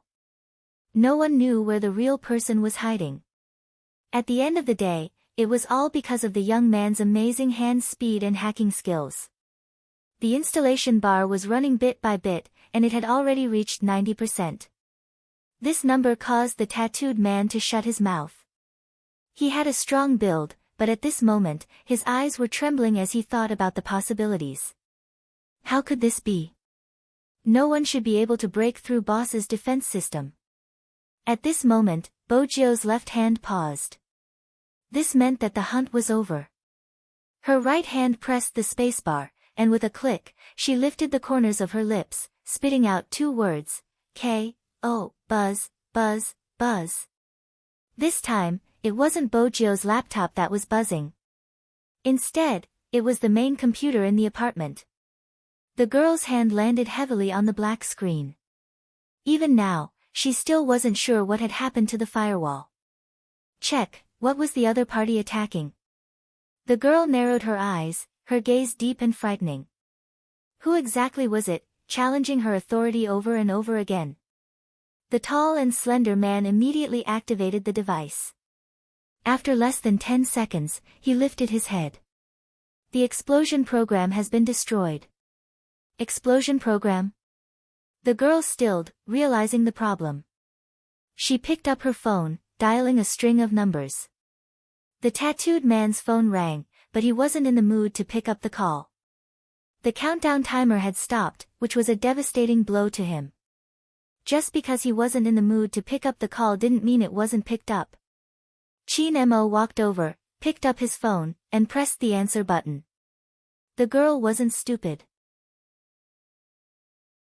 Once she snapped back to her senses, she realized she shouldn't have made the call. She hung up immediately, removing the card from her phone. The tall and slender man watched her actions, his heart filled with unease. Something happened to the goods, it should be the crime squad. The girl tightened her grip on the phone, her voice heavy. Don't worry, I'll inform him, he will be fine. It's time to push our shield out. Look for Rao Rong, talk to him seriously, ask him if he still wants to save his father. Yes. The tall and slender man's features were sinister. Now that his expression had sunk, a menacing aura emanated from him. They better not go overboard or he would kill them all. The girl knew what he was thinking. Don't be rash, the crime squad is only so powerful because of Chin Mo. But after this, his power will be completely taken away. Without the sales point, it won't just be our profit that's affected. But we have to find out who exactly is messing with my business. The countdown timer stopped. Inside the simple room, the tattooed man glared at Bojio. Who exactly are you? A high school student. The youngster stood up, stuffing a hand into her pocket, a devilish smile on her face. You don't have to call me Grandpa, Daddy will be teaching you a lesson for free. You. The tattooed man's face contorted when he heard the term, Daddy. He wanted to retaliate but was stopped by the crime squad members behind him, pulling him into the police car. At this moment, Smith seemed to be in deep thought. Bojio paused for a moment. She thought that the other party had some information about her and would suspect her. Unexpectedly, he laughed, looking at her. You are really lucky, Z definitely isn't on the other side of the firewall. If he was there, you would have been caught long ago. But luck is also a part of victory. I wonder if you are interested in joining us and becoming one of my subordinates? Smith wasn't bad looking with his blue eyes. He looked at her affectionately since he was a fan of Oriental dolls. In his eyes, Bojio's looks were flawless. He believed that no one would reject such a good offer. Bojio stretched lazily, her voice calm. I'm not interested. With that, she reached out to grab his wrist. She lowered her head, looking at something. Needless to say, it was definitely a wound. Smith arched a brow in surprise. You probably don't know who I am or where I came from. Perhaps we can sit down and talk. Once you understand, follow me to the hospital. Before Smith could finish his sentence, Bojio dragged Chin Mo away, not even sparing him a glance. It had to be said that at certain times, Joe's charm as a boyfriend was off the charts. For example, right now. The crime squad watched as the youngster walked forward viciously. Young Master Chin was held in his hand but he didn't say a word. It's really strange these days. Director Huang found it strange as well. Was Chin Mo the passive party when they were together? Director Huang trembled at the thought. He really couldn't accept it. Bojio did things quickly, especially when she wasn't in a good mood. The reason why she rebuked the tattooed man was because of the wound on Chin Mo's hand. She had already seen it. Both of them hadn't driven over and were still wearing the cleaner's uniform. The youngster hailed a taxi. Before the driver could speak, Bojio blocked Chin Mo in a corner. Without a second thought, she scooped up the bloody finger and placed it in her mouth. Disinfect it. The driver's hand slipped, almost crashing into the railing. Even someone as indifferent as young Master Chin paused for a moment. His deep eyes looked at the silver-haired, furry fellow in front of him. It was like a small animal, a canine, licking his wound. But even if it was a canine, he couldn't be too careful. A certain someone was a fox by nature, hiding too many secrets. If he wasn't careful, he wouldn't be fawning over him. Instead, he would be thinking of a way to leave. Chin Mo felt the warmth on his fingertips. When he touched the unique softness, he couldn't help lifting his finger, touching the soft ***. Bojio stilled, the tips of her ears turning red. After all, the Almighty's actions were too. Bojio opened her mouth, avoiding the Almighty's teasing. Chin Mo remained nonchalant. Aren't you going to disinfect it? It's done. Bojio straightened before glancing to the side. The Almighty must have done it on purpose. Chin Mo pulled her back. Why do I feel like the disinfecting time isn't long enough? As he spoke, his porcelain finger touched her lips again. Just like that, it lightly brushed past her lips. It was like a feather falling, tickling her. At the start, Chin Mo didn't think much of it. But when he caught sight of the youngster's flushed neck, he couldn't help lowering his head. He turned to the side, planting a kiss on the fair skin.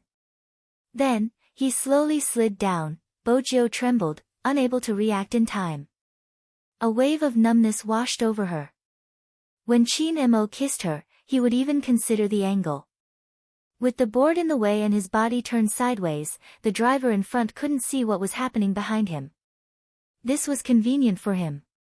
It was convenient for him to pull her into his arms and bully her viciously. The neck, behind the ears, and the back were the most sensitive places for young girls when they were growing up. Chin Mo chose these places as well. His thin lips slid along her neck, sometimes touching it with the tip of his nose. No matter what, it could make one's whole body go numb as if they had lost all their strength. Her body wouldn't be able to withstand the teasing of an expert like Chin Mo at her age. Bo Jio's ears turned redder as his hands entered her clothes. It was so red that it looked as though blood would drip from them. Chin Mo noticed it too, but he had never imagined that there would be a day when he would enjoy looking at someone's ears so much. They had originally been like white jade, a beautiful arc, but now, they were slowly changing color. There was an indescribable allure to them. Chin Mo's eyes dimmed, his breath inching over, landing on the back of her ears. His voice was low and raspy. "Come back with me tonight." Bo Jio shuddered again. She pushed him away and adjusted her breathing. The Almighty was using his charm, she couldn't fall for it. The warmth in Chin Mo's eyes was extinguished a little as he watched her actions. Then he heard the youngster say, "Not tonight, I have something to do later." His deep eyes turned towards Bo Jio, his gaze deepening. "All right." Chin Mo knew better than anyone else that he couldn't force her too much. He had many ways to make a certain someone go back with him, but if she wasn't willing to do it, then it would be meaningless. But there were some things that made him even more certain. The youngster in front of him didn't seem like the young master of the Fu family or a high school student. But there was nothing wrong with the information. Where exactly was it that he hadn't thought of? Chin Mo paused. Perhaps he should go through the information on the Fu family again, especially a certain someone's daily habits. What exactly was the reason for such a drastic change in a person? He was sure it wasn't a split personality. He was a psychiatrist and he had asked about the hospital she had stayed in previously. Everything was normal. But here came the problem. Hacking skills could be self-taught, but how was it possible to react on the spot? And, why did she always want to leave him? Was there someone more important waiting for her?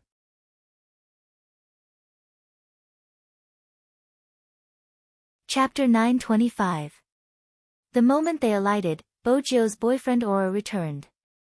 The doctor glanced up for the third time. "It's a small injury, there's no need to stay in the hospital. Just make sure it doesn't come into contact with water." The doctor wanted to tell her that it was just a cut and there wasn't a need to come to the hospital. Bo Jio was finally convinced, but at this moment, she paused and glanced up. He is a professional esports player and his hand is important to him. "Do you want to take a scan to check his wrist?" "If you insist." The doctor didn't think there was a need, but the family member had requested for a scan. But why was there such a dumb person?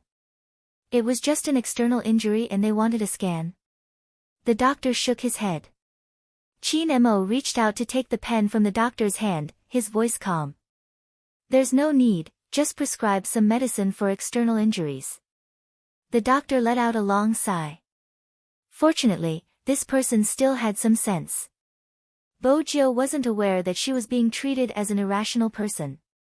She took the prescription while instructing the Almighty, "Don't eat spicy food, don't smoke." With that, she paused and reached out to take the cigarettes and phone from his pocket. "I'll help you settle this." Chin Mo arched a brow at the youngster beside him. "Tell me, if you don't follow me back tonight, my hand won't be able to come into contact with water. How are you going to solve the problem of bathing?" The doctor and the patients around them exchanged glances. Bo Jio paused. "I really have something to do today. Tomorrow." Chin Mo agreed without a change in expression. "Change the bandages tomorrow, you can't expect me to do it myself." Almighty Chin was indeed scheming. If Magician and his gang had heard this, they would definitely have ridiculed him. Back then, when he had treated his own gunshot wound, he hadn't even used anesthetics. Now, it was just a cut on his finger. The Almighty's words made Bojio's conscience feel uneasy. After all, the Almighty had been the one who had given her the medicine when her eyes had been infected. All right. Bojio nodded, the silver whirlpool above her head turning furry the moment she got serious. Chin Mo reached out and pressed the ahog down. In less than a second, it rose up again. Chin Mo arched a brow. Bojio smiled, showing her white canine teeth. It's time for a haircut. Don't you want to grow it out? Chin Mo's tone sounded casual. Bojio paused. I won't consider it for now. Yes. That's it. Bojio couldn't see anything from the Almighty's attitude. However, there was one thing that she was very clear about. All of her actions today were basically exposing herself. Smith's arrogance prevented him from picking up any other information. But the Almighty was not Smith. Not a single detail was left out in front of him. Her victory was in the aspect of rebirth. But Bojio knew that even this link was slowly collapsing. The Almighty was too smart. So many times, he had suspected her. If one day, the Almighty was no longer rational and wanted to transfer his soul, then she would really have to face his resistance and rejection. Bojio's fingers stilled. Because of this, she couldn't bring herself to talk about her childhood. At the start, she had wanted to ask the Almighty if he had any good friends when he was young. But now, she would rather he hadn't thought about it. That way, at least some decisions wouldn't be as painful. For instance, when he had to capture her personally. Bojio smiled, stretching lazily. That was why she had to run ahead of time. She didn't want to be enemies with the Almighty. According to Chin Mo's personality, after this incident, he wouldn't give her complete freedom even if he had to return home. After he boarded the Land Rover, he instructed calmly, follow young Master Jio and find out where she is going. Yes. Under normal circumstances, even if the bodyguards in black weren't by Chin Mo's side, they would be 300 meters away, just like the shadows of ancient times. They would appear whenever Chin Mo needed them. Drive to the police station. Chin Mo's gaze deepened. His fingers were still damp and cold. For some reason, it reminded him of the soft and smooth jade from before. His eyes darkened even further. There was no way the higher-ups wouldn't be aware of such a huge incident. But at the same time, Director Huang received a call. The content was, don't be so rash in the future. What if the remote operation doesn't stop? The public will be in danger. Smith will be in charge of the interrogation. That person let out a long sigh. Young Master Chin, please advise him. It's good to be driven, but he has to follow the procedure. Don't make a decision without a request. This will put us in a very passive position. If something really happens, who will take responsibility? Have you thought about it? Director Huang frowned, about to retort. All right, believe in Smith, he isn't any worse than Chin Mo. Director Huang tightened his grip when he heard the busy tone. Smith was preparing in the interrogation room. When he saw Chin Mo walk in, he glanced up. Mr. Chin, right? I've heard a lot about you, but you should have received the news. I will be in charge of the interrogation. You can listen in, but please don't disturb me, all right? Chin Mo stood tall, his gaze calm as he glanced over him. Instead of answering, he asked, have you fought many times with Z? Of course. Smith wasn't someone who showed off his abilities, he knew how to restrain himself. I'm from the Fifth Avenue, everyone knows that's Z's home ground. It's hard not to fight with her. Is that so? Chin Mo lowered his body. Has she been to Jiang City before? Smith chuckled. Mr. Chin, have you forgotten? Z is in Jiang City right now. Chin Mo replied, I meant in the past. Of course not. Smith arched a brow. That's all you want to ask? His tone sounded as though Chin Mo was asking a stupid question. Chin Mo glanced at him. I have many questions. For example. Smith shrugged his shoulders. It was more or less as if he was implying that Smith had to ask some meaningful questions to be worthy of his answers. Chin Mo watched him, his tone unhurried. How many times have you lost to Z? Smith, if one had to use a word to describe Smith's current reaction, it would be as if someone had stabbed him in the chest with a knife. It was really painful. Even the expression on his face was rejecting such a question. Chin Mo replied nonchalantly, it doesn't seem easy to answer, but I've studied psychology before. From your reaction, I don't think you've won even once. This time, Smith froze. He cursed and wanted to argue with Chin Mo, but Chin Mo didn't say a word. Instead, he turned to Chin Mo and cursed. That person had already turned around to leave. His voice was still very indifferent and noble. With your level, it is indeed so. The interrogation must have been tiring. Bang! The door to the interrogation room was closed behind him. This was the first time Smith had the urge to kill someone. Bojo was right, wherever the Almighty was around, his venomous tongue could cause a person to collapse.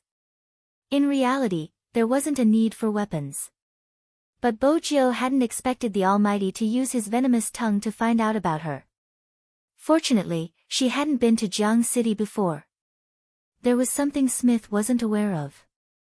Bojo had been to China, the Golden Triangle where the three countries met. That was where she had met with the fatal ambush. Time trickled by slowly. After separating from Chin Mo, Bojo thought that since she was going to accompany He Honghua to the banquet, she couldn't wear a cleaner's uniform. I need to buy a decent suit, and I need to cut my hair. The youngster stuffed a hand into her pocket, blowing at the fringe in front of her eyes. She had wanted to get a haircut before heading to the men's clothing store on the same floor to pick a suit. Who knew that as soon as she entered the shop, she would be pointed at and shouted, F***CK. F***CK. Expert. The Almighty. My savior. Bojo glanced at the patient. It's you. The Almighty. The thorn-head youngster had probably just gotten a haircut. His haircut was hilarious. Let's put aside the grudge between number 1 and number 2 middle school, can you do me a favor? Bojo smiled lazily. I can't, I'm in a hurry to get my hair cut. The one washing hair in this store is my little brother. The thorn-head youngster was serious. Help me play a game, I'll get him to wash your hair first. Bojo arched a brow. Why do you have so many little brothers? We're both working and studying, it isn't easy. The thorn-head youngster acted like a gangster. Bojo was helpless. Use your account to play. Is it another fight for honor? It isn't honor this time. The thorn-head youngster was a little bashful. It's a girl I like, I promised to carry her in the Hero Mobile game. Bojo didn't need to ask for the outcome, there was a huge hole in front of her and she still had to carry him. I didn't expect her to be better than me. The gangster was a little incredulous when he said this. I just told her that I need to change to a place with a better network for another round. Actually, you have to set aside some time to find someone to carry you. Bojo took out the cigarette she had snatched from the Almighty and tossed it to the thorn-head youngster. Get someone to wash my hair. In the future, don't go looking for trouble with first middle school, especially the girls. In the future, if you see a girl from first middle school walking along the commercial street and being targeted by thieves, you guys from second middle school have to protect her. The thorn-head youngster replied immediately, that's the work of trash. Don't worry, I'll give them an order tomorrow. Even though the students from second middle school aren't very good in their studies, we are very protective of the fairer sex. Was that how they were supposed to be protective of the fairer sex? Bojo arched a brow and didn't say anything else. When she lay down, she took the thorn-head youngster's phone. He stood beside her, pointing at the profile picture in his friend list. This is it, isn't she pretty? Don't snatch her from me, I'm warning you. Dearest, it's just a photoshopped picture, I really can't tell if she's pretty or not. Even if she's pretty, can she be as pretty as Almighty Chin? Bojo thought to herself. Even if she liked someone, she would prefer the prettiest one. What was this? If an ordinary person heard this, they would definitely feel that there wasn't any comparison. It was a guy and a girl. But he was still a Chinibu. You don't say. Young Master Chin is indeed handsome, the thorn-head youngster replied seriously. Bojo took the opportunity to enter the game, preparing to play casually. However, he had a request. You have to choose an assassin later. Aren't you best at playing as a tank? She still remembered the first time they had met. This Chinibu playstyle had always been charging forward. The gangster shook his head. You don't understand. Nowadays, the girls are obsessed with playing the assassin. I don't know who started the trend. He paused. It's you. When you were in the pro league, you always played the assassin, and you always got first clears. No, let me ask you, have you ever considered the feelings of people like us? It's not good to chase after girls. Everyone talks about your Highness Jio every day, it's depressing. Bojo, she couldn't reply. She hadn't been to school for a long time and wasn't aware of the situation. First, she adjusted the page. Since she had chosen the assassin, she changed the attributes slightly. Then she invited him in and the game began. At this moment, the shampoo youngster had already started to apply the conditioner. Hero had always been a game that allowed for better teamwork between teammates. Bojo switched on the receiver but didn't turn on the microphone. She could clearly hear a girl's voice on the other side. It was from the attacking sorcerer. Hey, Ching, why do you always drag him into such a trap? He isn't a trap. The girl named Ching was playing as a tank. Bojo looked at the team composition. It was rather reasonable.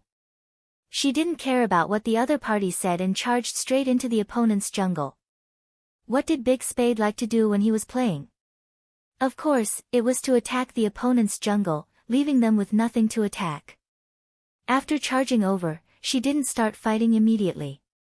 Instead, she hid in the bushes beside the blue beast. At this moment, the attacking sorcerer spoke again. Hey, can you come back? You only know how to send yourself to death. Don't bother about him, he's from number 2 middle school. His results aren't good and his brain isn't working well, the archer spoke. He sounded arrogant. The thorn-head youngster clenched his fists tightly but didn't say a word. Bojo glanced up at him. After all, she understood this Chinibu. He was the type of person who would get angry at the slightest provocation. Yet, he didn't retort. Bojo swept her gaze over the screen once more. Her gaze landed on the girl playing as the tank. It seemed like she really liked this person. His brain isn't bad. The tank girl's voice turned cold. If you guys continue acting like this, stop playing. The archer seemed to be afraid of the girl's anger. I'm just afraid he will send himself to death. If you don't like it, I won't say it. I'll lead you guys to victory later. The tank girl didn't reply. Instead, the attacking sorcerer spoke. I knew we wouldn't lose with you around.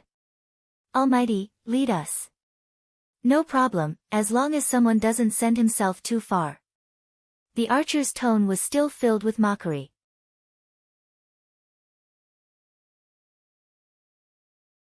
Chapter 926.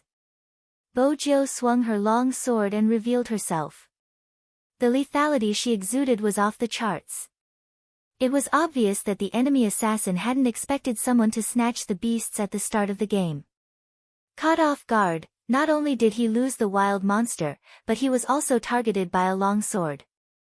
F***ck, it can't be. He hurried towards the sorcerer in the middle lane. It was a pity. He wasn't as fast as the youngster's precise movements. She leaped up and used her big move. In just a few minutes, Bojo had reduced the enemy's HP to a critical level. The man gritted his teeth and finally escaped to the defense tower. However, was this the end of it? He had obviously forgotten. Before he entered the tower, the young man threw a flying dagger straight at his head. Even though he had escaped into the defense tower, the damage was still there. He wanted to return to the city as soon as he took a step. A deafening sound effect appeared in the game. K.O. First HP. A magnificent first kill. However, some noobs didn't look at the map. Before the numbers appeared, the attacking sorcerer spoke. "Didn't I tell you not to send yourself to death? You must be drunk to play like this." Before she could finish her sentence, the numbers on the screen changed. 1 to 0. Did that mean they had killed someone? The girl's voice froze. She couldn't believe it and forgot to close her mouth. That was the first kill. And they were in the enemy's territory. With the noob's abilities, it wasn't possible. Lucky. The archer's voice was heard. The sorcerer replied immediately. He probably burned some incense before he left. Bo Jiu was still running on the map. Once the enemy discovered her tracks, they would definitely chase after her. At this moment, she had killed someone and couldn't be at full HP. She was left with half a tank of HP. Once she was controlled by the sorcerer, she would be killed instantly. But with her speed and maneuvering, an ordinary person wouldn't be able to control her. At this moment, Bo Jiu sent a signal to gather. The signal was sent to the sorcerer in the middle lane. Usually, the assassin would lure the enemy over. As long as the sorcerer in the middle lane cooperated, the two of them would be able to kill the enemy instantly. Bo Jiu paused in the bushes, preparing to fight back. However, there was a problem. The mage girl in the middle lane didn't hear the signal at all. She didn't even look at the map coordinates and was still clearing the troops. Bo Jiu was an assassin. The moment she rushed forward, she couldn't retreat in time. The opposing mage unleashed a powerful spell. Bo Jiu used the strength in her fingers to turn and avoid the fatal blow.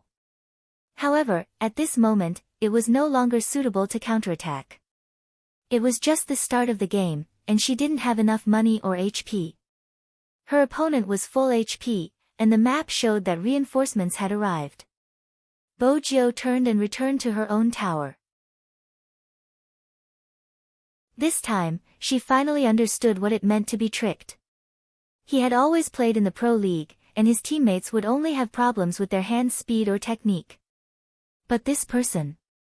Bo Jiu glanced at her sorcerer and archer. They didn't even know how to look at the map and didn't listen for signals.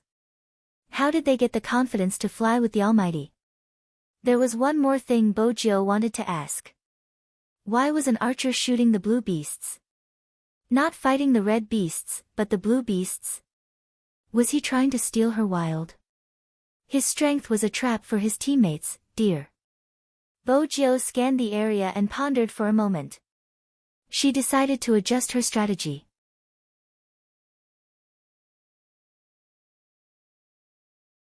Chapter 927. They had to develop and strengthen their finances before they could produce equipment. That was the decision Bo Jiu made after understanding the situation. Which meant that she wasn't going to participate in the team battle in the near future. Everyone who played the assassin class knew how lethal an assassin could be, right?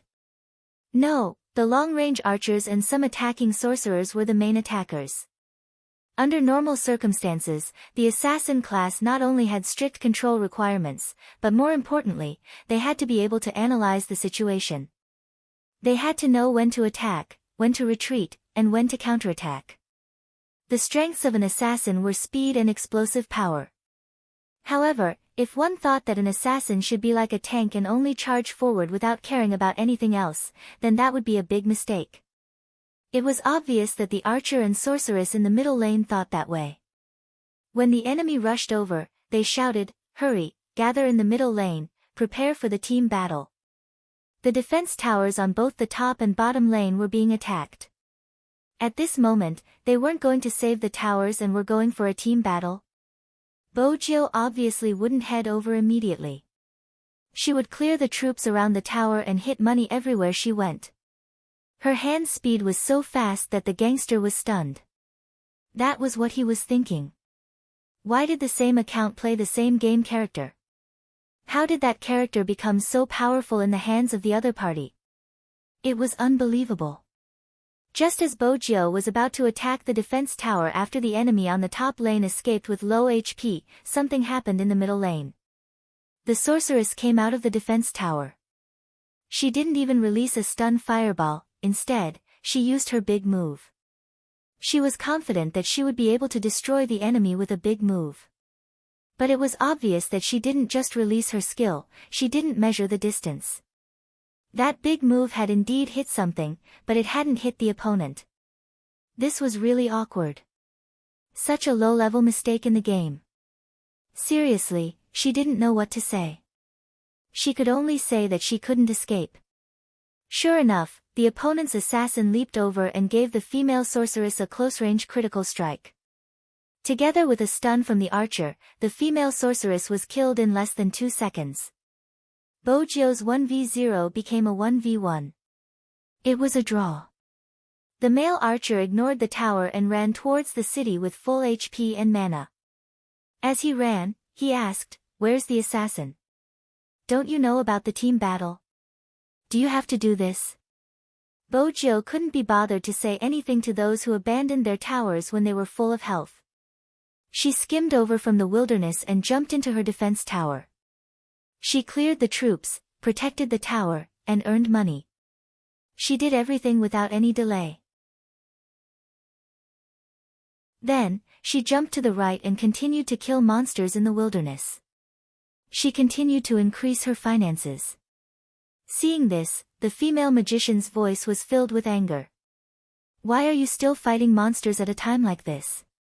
Don't you know how to team up? Do you even know how to fight?" The girl who was playing the tank couldn't help but say, "Assassins need wild monsters the most. You guys just need to defend the tower. Don't form a party first. We don't need a party in the early stages. Then he's too much of a scammer." The female magus voice was still unhappy. "If this goes on, we'll be dragged down and lose." Bojio arched a brow as she held on to the red beasts. She only had time to type one word. "Oh." It was that "oh" word that made the female magician so angry.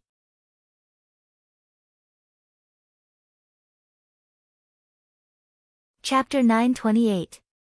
Forget it. The male archer turned on the voice chat. "He can do whatever he wants, we'll team up and attack the middle lane." The female sorcerer replied confidently, "MMH," she maneuvered her character to move forward. There were 2 opponents as well. It was the same formation, a sorcerer and an archer. The female sorcerer saw the opportunity and immediately used a big move. This time, she managed to catch someone. But the opponent's sorcerer seemed to know how to play. He released a stun fireball and with the help of the archer, he knocked the female sorcerer out on the spot. The next moment, he used a big move. KO. The female sorcerer died again. This time, the male archer didn't run because he was hit by the arrow, slowing him down. He couldn't escape even if he wanted to. Seeing that he was about to be killed to critical health. Right at this moment, a sharp blade flashed past. A small knife symbol appeared above the archer's head. The next moment, Bojio appeared like a bolt of lightning, a perfect explosive attack. In an instant, the archer's HP dropped to a critical level. At this moment, the sorcerer used another stun ball. Bojio tilted her body, dodging it perfectly. She threw a flying knife at the sorcerer before sweeping her long sword. Both the archer and sorcerer were on the verge of death. At this moment, their lives were hanging by a thread. Bojio just needed one more move and she would be able to take both lives easily.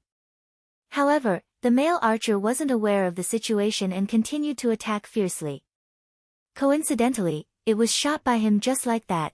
The game's music blared. Double kill. The screen showed that the 2 lives were taken by the male archer. Hence, the female sorcerer's tone became even more eccentric. "Look, that's the Almighty. He should learn from some traps and just charge recklessly.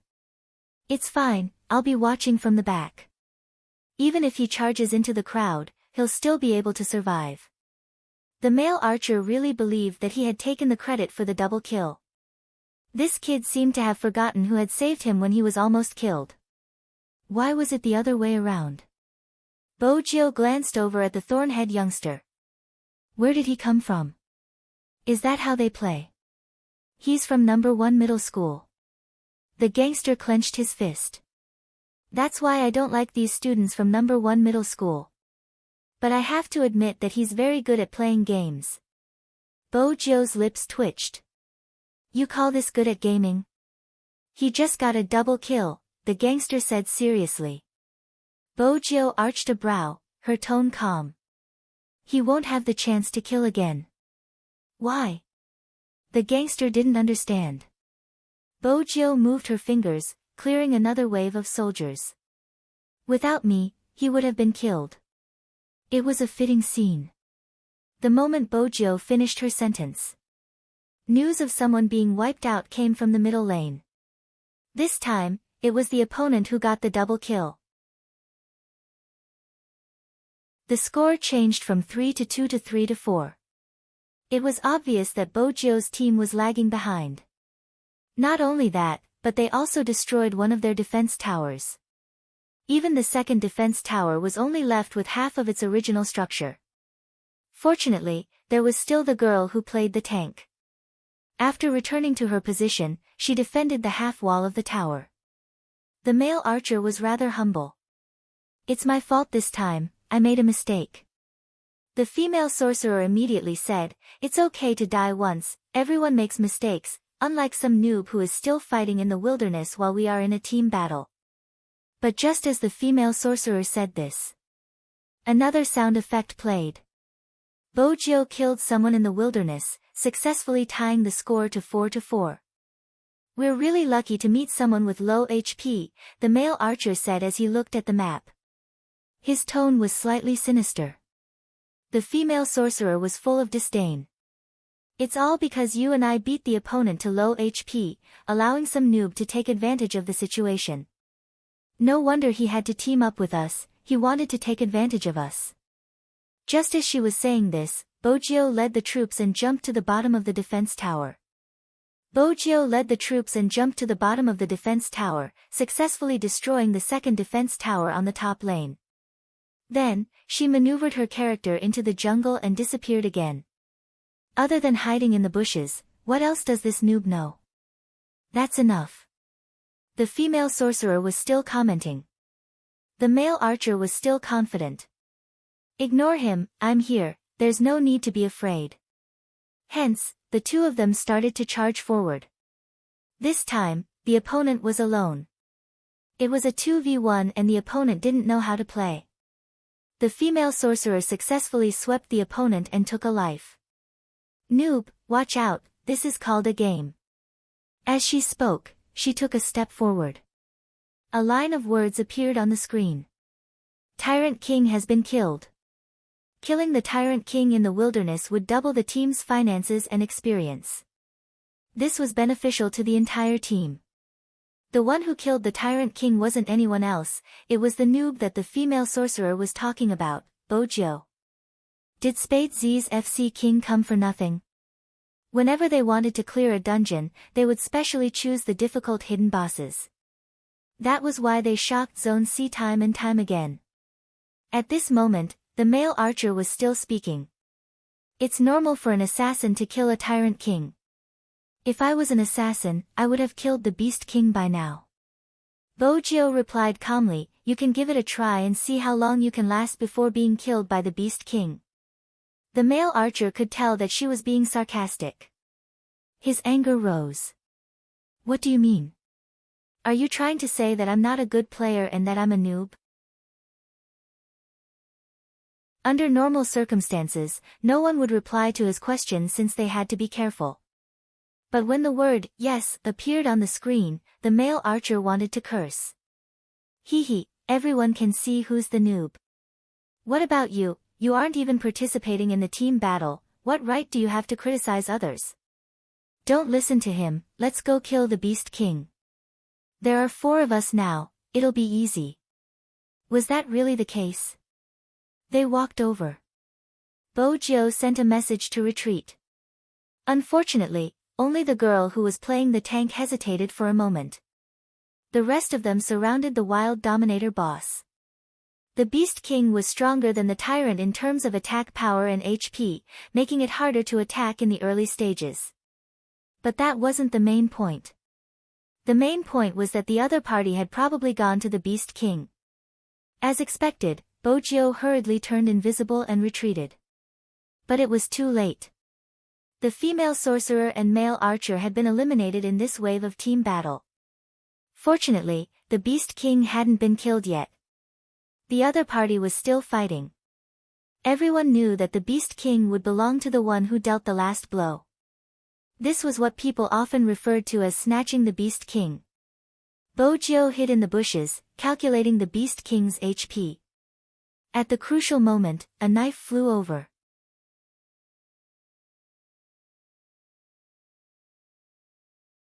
Chapter 929. Everyone knew what the consequences of this slash would be. The last attack was full of explosive power. It directly stole the Dominator boss that the other side had worked so hard to defeat and successfully captured the Wyvern. Damn, is the assassin on the other side using a cheat code? How can you snatch it like this? I've already been killed by him twice. I feel so wronged. Don't be so long-winded. Kill him first. There were 5 Dominator bosses, but none of them had full HP. But there were tanks, long-range shooters, and team control sorcerers, all of them surging towards her. Bojo glanced at the map on her phone but didn't turn back. The reason was simple. There were 2 people on the way back. One was a tank, and the other was a mage. Going back was basically suicide. He moved sideways towards the opponent's wilderness, making use of the bushes and walls in the wilderness to perfectly avoid the long-range cannons fired by the archer. This kid is too bold. Stop him, we must stop this assassin. However, Bojo wasn't going to let them catch her so easily. When she escaped, she didn't forget to throw a flying dagger at them. 2 people were sent flying in a row, and both of them were slowed down by her. He was about to escape. The young man raised his hand, and the towel he was using to dry his hair accidentally covered the young man's eyes. Bojo's first reaction was that it was over. As expected, the resurrected teammates didn't give her any support. They were separated by a wall. One of them was low on HP, while the other was half HP. Both of them had used their ultimate moves on her. In other words, if their archers and mages attacked together, their opponents would be helpless. But no one cooperated. No one even tried to save her. When Bojo sat up, the character on her phone had already revived in the city center. The female mage was still unhappy. Everyone's back. Why did you rush in alone? You'll be surrounded. Li Shui, he stole the Dominator boss. Did you only see him being surrounded? Did you not see him steal the boss? The tank girl was really angry this time. You're the one who used your skills the wrong way, not him. The sorceress paused for a moment, then said in an indifferent tone, So, Qing, you still think I'm wrong? Then let him fight on his own. Let's see how many times he'll be surrounded and killed. What the sorceress didn't expect was that when she said those words, Kieran's voice suddenly rang out. Bojo really went alone. At the very least, there were wyverns at the front and troops at the back. It was equivalent to having a tank to help her resist the tower. The defense tower at the bottom lane had been turned into an empty shell by Bojo. The male archer was still in the middle lane.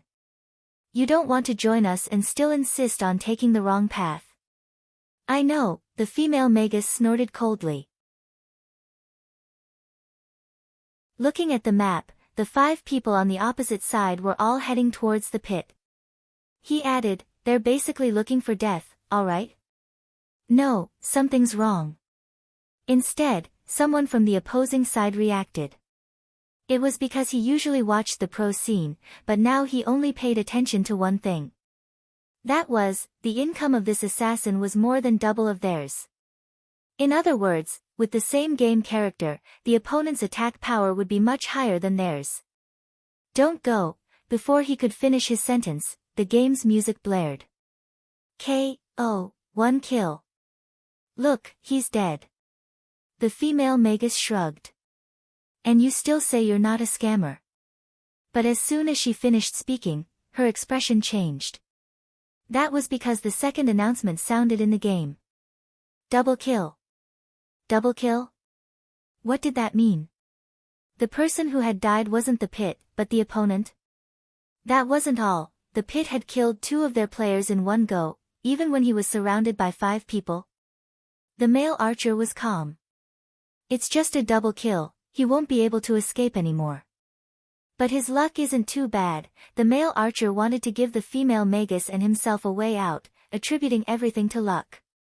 But Bojio wasn't going to give them the chance to argue. She retreated, hiding behind the bushes. The opponent was still shouting, F***ck, he actually dodged it again. Where's the tank? It can enlarge, squat him. The one who said this was the only DPS on the other side. He didn't know that the moment he finished speaking, the assassin who had been running to the right shook. After changing his body shape, he stuck close to Bojio and swept her across. All of a sudden, the third in-game sound effect rang out. 3 kill. But that wasn't the end. Bojio tilted her body, the flying knife piercing through, reducing the speed. The opponent's assassin couldn't even walk, much less escape.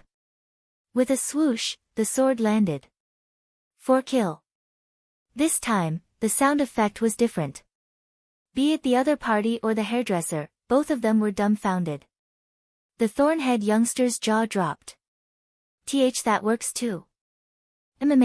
Bojio replied, her fingers twirling. The Thornhead youngster reminded her, aren't you leaving? He's in critical condition. The opponent was a tank, he couldn't move. I won't leave with a dragon. Bojio's phone switched back and forth, she seemed to be changing equipment. The image that flashed by made the Thornhead youngster dizzy. The Thornhead youngster rubbed his temples. Why are you still fighting when he's in critical condition? He's a tank. He doesn't have any big moves left, Bojio replied faintly. The Thornhead youngster was confused. Seriously? How could she remember that? How could she let him have a good time? Sometimes, you won't die if you don't escape, Bojio said, charging forward with her sword. She swept across, catching the opponent off guard. The tank didn't have time to react and was already in critical condition. At first, he thought it was over. After all, the city center was behind him. As long as he returned to the city, he would be back to full HP. Unexpectedly, at the moment when he walked back to the city, a flying knife directly stabbed at him. K.O. 5 consecutive kills. The Thornhead youngster took a deep breath when he saw this. The female sorcerer and male archer froze on the spot. After all, everyone could hear the sound effect in the game. It was a 1v5 and he was surrounded on the high ground, but he still managed to kill 5 consecutive kills. This time, they couldn't say anything about the opponent relying on luck. The atmosphere was awkward. Everything in front of them, including the tall figure standing in the middle of the screen and the shattered city, was a harsh slap to their faces. They won the match. They didn't just win. Everyone felt as though they had been put on a show by the assassin in black. Especially the last 5 consecutive kills on the high ground. The opponent couldn't help but ask Bojio to be his disciple. Bojio didn't agree, returning the phone to its original owner. She looked at herself in the mirror, deep in thought. It wasn't an easy match. There were even a few times when she had to escape to save her life. She wasn't like this when she was in a professional match, because no matter where she appeared, the team would rush to support her. She didn't need to escape, she just needed to cut in quickly and accurately. It was especially so when she was in a team with the Almighty. Bojio thought about it. She roughly understood what Fengyi meant when he said, "You still need to train more." When playing hero, one person could indeed carry the entire field, but really sports wasn't a single-player game. It was to be like the Almighty, who could carry the entire field when he was alone and could coordinate well in a team battle. It seemed like before the National League. It was time to change what she lacked the most. On the other side, the silver-haired youngster stood up with a smile. On the other side, the thorn-head youngster pondered for a moment before opening the WeChat discussion group. With a flushed face, he said, "I'm sorry, I wasn't the one who played the previous round. I'm not good as an assassin, but I can play as a tank. Even if it's a pit, I can block in front of you and give you time to escape. What I mean is, are you still willing to play with me?" In reality, if the thorn-head youngster hadn't said it, no one would have known he had found someone else to play for him. After all, everyone was still immersed in the shocking quintuple kill just now. But to the thorn-head youngster, he didn't have a single good point. He wasn't good at his studies, and even though he looked good, he wasn't smart. He liked to be the boss, and even in games, he couldn't beat the boss of number 1 middle school. The latter was a huge blow to him. You guys wouldn't understand the hatred between number 2 middle school and number 1 middle school. Who was better? It was a matter of pride. In comparison, he wasn't as good-looking as the youngster. After all, pretty boys were trending nowadays. A tough guy like him wasn't cute. But he knew there was something he had to follow. Things should be as they were. He wanted to act cool. Hence, when he saw the youngster, he wanted to win. But at that time, he had thought it through. If he won, he would tell the youngster the truth. Even if he was a bastard, he wouldn't lie to the girl he liked. That was also the reason why Bojo felt this Chinibu was worth befriending. The WeChat discussion group went silent for a second. The next second, the sorcerer girl, Li Shue's voice popped out. "I knew it. How can a pit like you play so well? Playing games requires intelligence. Li Shue, don't make things difficult for the students from number 2 middle school. It's not easy to find someone to play for him." It was obvious that the person who said this was the male archer. The thorn-head youngster clenched his fists. Bojo glanced over. "This is the second time you have to control your temper." "I can't help it, they are friends." When the thorn-head youngster lowered his head, he looked like a large dog. "Otherwise, with my temper, do you think I wouldn't beat them up?" "Hee, it's an insult to my reputation as the boss of number 2 middle school." Bojo arched a brow but didn't reply. Just then, a voice came from the other side. "Where are you now?" "Outside." The thorn-head youngster's voice was still muffled.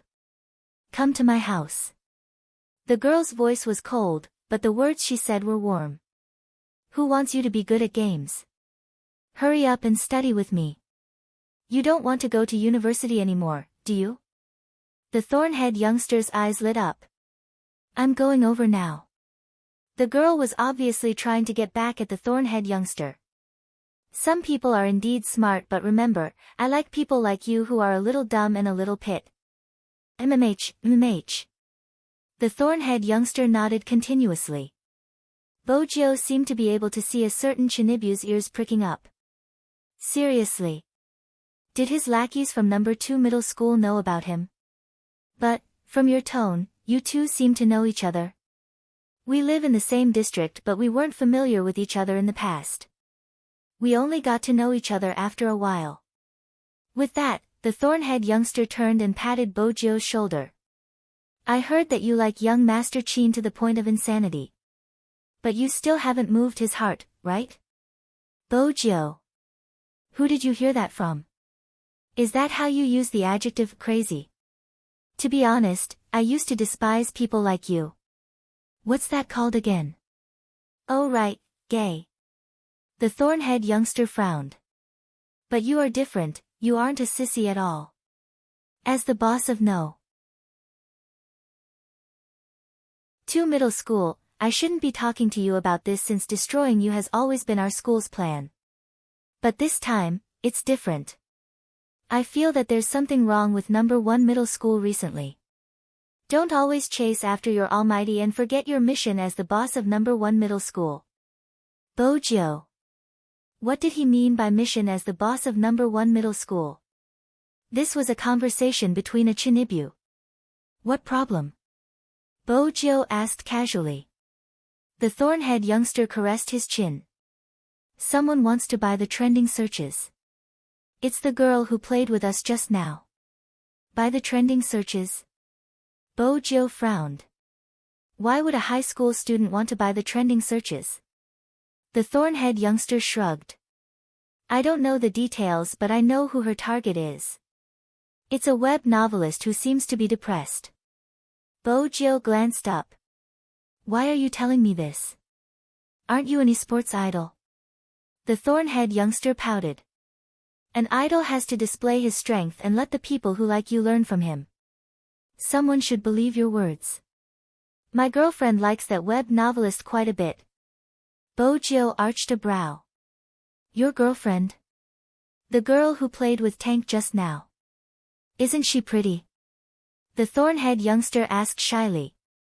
Bojo replied lazily, she just asked you to go home for tuition. How did she become your girlfriend? Didn't you hear her say she likes me? The thorn-head youngster shook his head. Forget it. Someone like you who doesn't get confessed to often wouldn't understand. Bojo, honestly, this isn't the only problem in number 1 middle school. As the top student in the school, you probably don't realize it. Anyway, it's quite troublesome. The thorn-head youngster revealed another piece of information. Previously, I saw someone from number 1 middle school with the local tyrant. He seems to be a mistress and is helping the other party to do something. The local tyrant seems to be doing a big business recently. In short, it's very profitable. But the dangerous thing is, when I went to socialize with my old man, I heard him say that as long as he took down the school, he would earn more than that. Speaking of which, aren't the students from number 1 middle school all dumb geese who only know how to study? Why is it more chaotic than number 2 middle school? It didn't seem to be important, but it revealed a lot of information. Bojo memorized everything without batting an eyelid. She stuffed her hands into her pockets and glanced at the clock hanging on the wall. I have something on, I have to go. All right, the thorn-head youngster replied. When I go to socialize again, I'll help you look after the students from number 1 middle school. I don't want you to die before I can even fight with you, benefactor. After Bojo left, someone in the WeChat group asked, who was the assassin just now? I recorded it and posted it online. Someone said that the assassin was so cool, can you tell me who it was? The thorn-head youngster thought for a moment before typing an ID. Spade Z. In an instant, the WeChat group exploded. Spade Z. Oh my god. It's actually My Highness Joe. Is he still there? Is he still there? I want to confess. No wonder he got the first kill in the first match, it's indeed my big Spade style. He even stole the dragon, he's so shameless, so cool. He must be really depressed. That's why when Big Spade is around, don't fight the dragon, it'll ruin your life. Li Shui just said that Big Spade is a scammer. Li Shui, who was called out, paused for a moment, then said, it's just a game. Of course, professional players play better than us normal players. To be honest, I don't know all of these esports players, but I don't really like them. It's not that I'm being biased, but I just feel that these people are leading the students astray. Instead of studying, they're always playing games. It's not good to be addicted to games. The thorn-head youngster didn't get angry at all. After hearing her words, he turned on the voice chat. Student Li Shui, think about it before you speak, who is the number 1 in number 1 middle school? It's the person who doesn't study properly. Spade Z is an esports player, but in your words, he's addicted to games. How dare you say he's not biased? If you think games aren't good, you don't have to play because it only shows the bad side. On the other hand, there are people who work hard and never give up. Even if they score 0, they can still shine in the esports arena. If you don't understand this logic, shut up. Qing, this is the person you said you like? That's enough, how can you be so rude? Li Shui sneered. Qing also turned on the voice chat, her tone unhurried. If speaking the truth is rude, then we can't do anything about it. Li Shui paused, she didn't expect the other party to put her in such a difficult position. She threw down a sentence. You really learn from the people you interact with. Then she went offline. She had more important things to do, there was no need to argue with them. Just like that, the entire incident seemed to have calmed down, but in fact, the darkness was just starting to descend. It was written in a book that the human heart was scarier than ghosts. And no one could predict the human heart. Time trickled by. At the largest garden-style hotel in Jiang City, there was a gathering for businesswomen. For such an annual gathering, the guests were all successful and reputable women in Rivertown. They weren't just rich, they had to be classy. Hence, as long as one was from Rivertown, he or she would want to attend such a gathering. The place was filled with fresh flowers, all wooden decorations. There was a piano in the middle, a champagne tower placed high, and on the wooden table covered with a white tablecloth, besides candles, there were all sorts of fruits. Not far away, there was a chef making pastries and some barbecued meat. This meant that people could order whatever they wanted to eat on the spot. In the past, He Honghua didn't have the right to attend this gathering. It wasn't because she wasn't rich enough, but because the other party invited Su Mei. This time, He Honghua attended because she was clear that she had to do something at the right time. Her Jiu was already a professional sports player. She was bound to become more and more popular in the future, to the point that almost all the students were talking about her. Because of this, she couldn't step back. She didn't want people to say, "Look, that's her." Her mother came from the countryside, and she's a shrew who can't even write. When people talked about Jiu, they would say, "Look at that person." Humans were just that weird. In the past, He Honghua never cared about what others said about her. But once her child was involved, everything changed. It didn't matter what her family background was. But she didn't want such things to become a burden to her Jiu. He Honghua had always been a carefree person. This time, she put on makeup for the first time. She even went to find a stylist just to look presentable. She had dressed up in the past, but no matter how she dressed up, she couldn't shake off the title of shrew in such a place. He Honghua was still hesitating, wondering if she should go in. A tall and slender figure walked over from her left, reaching out to place a hand on her shoulder. The youngster had a clean and faint smile. "Mom, why aren't you going in? Why are you standing here?" Bo Jiu was dressed in a well-ironed white suit with a bow on her collar. Her lips were lifted, her bright eyes and white teeth making her look like a prince.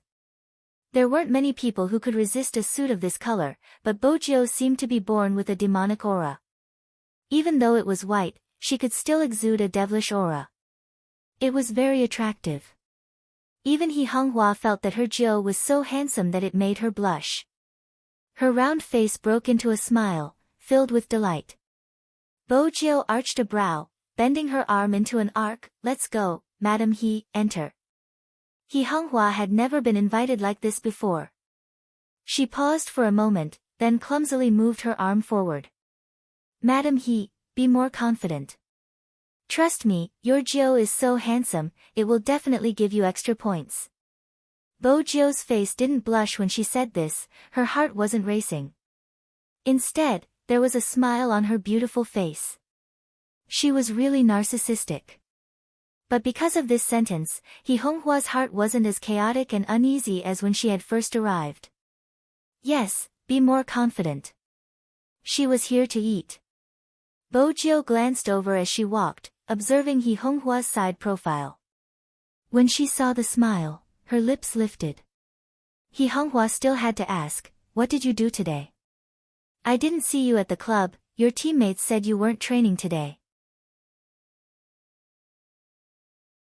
Bo Jiu wasn't going to tell He Honghua about defusing the bomb. She reached out and tugged her suit, smiling devilishly.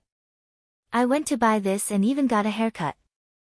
I'm going to accompany Madame He to the banquet, how can I not bring my own equipment to carry the crowd? He Honghua laughed. You child, the moment they entered, they caught everyone's attention.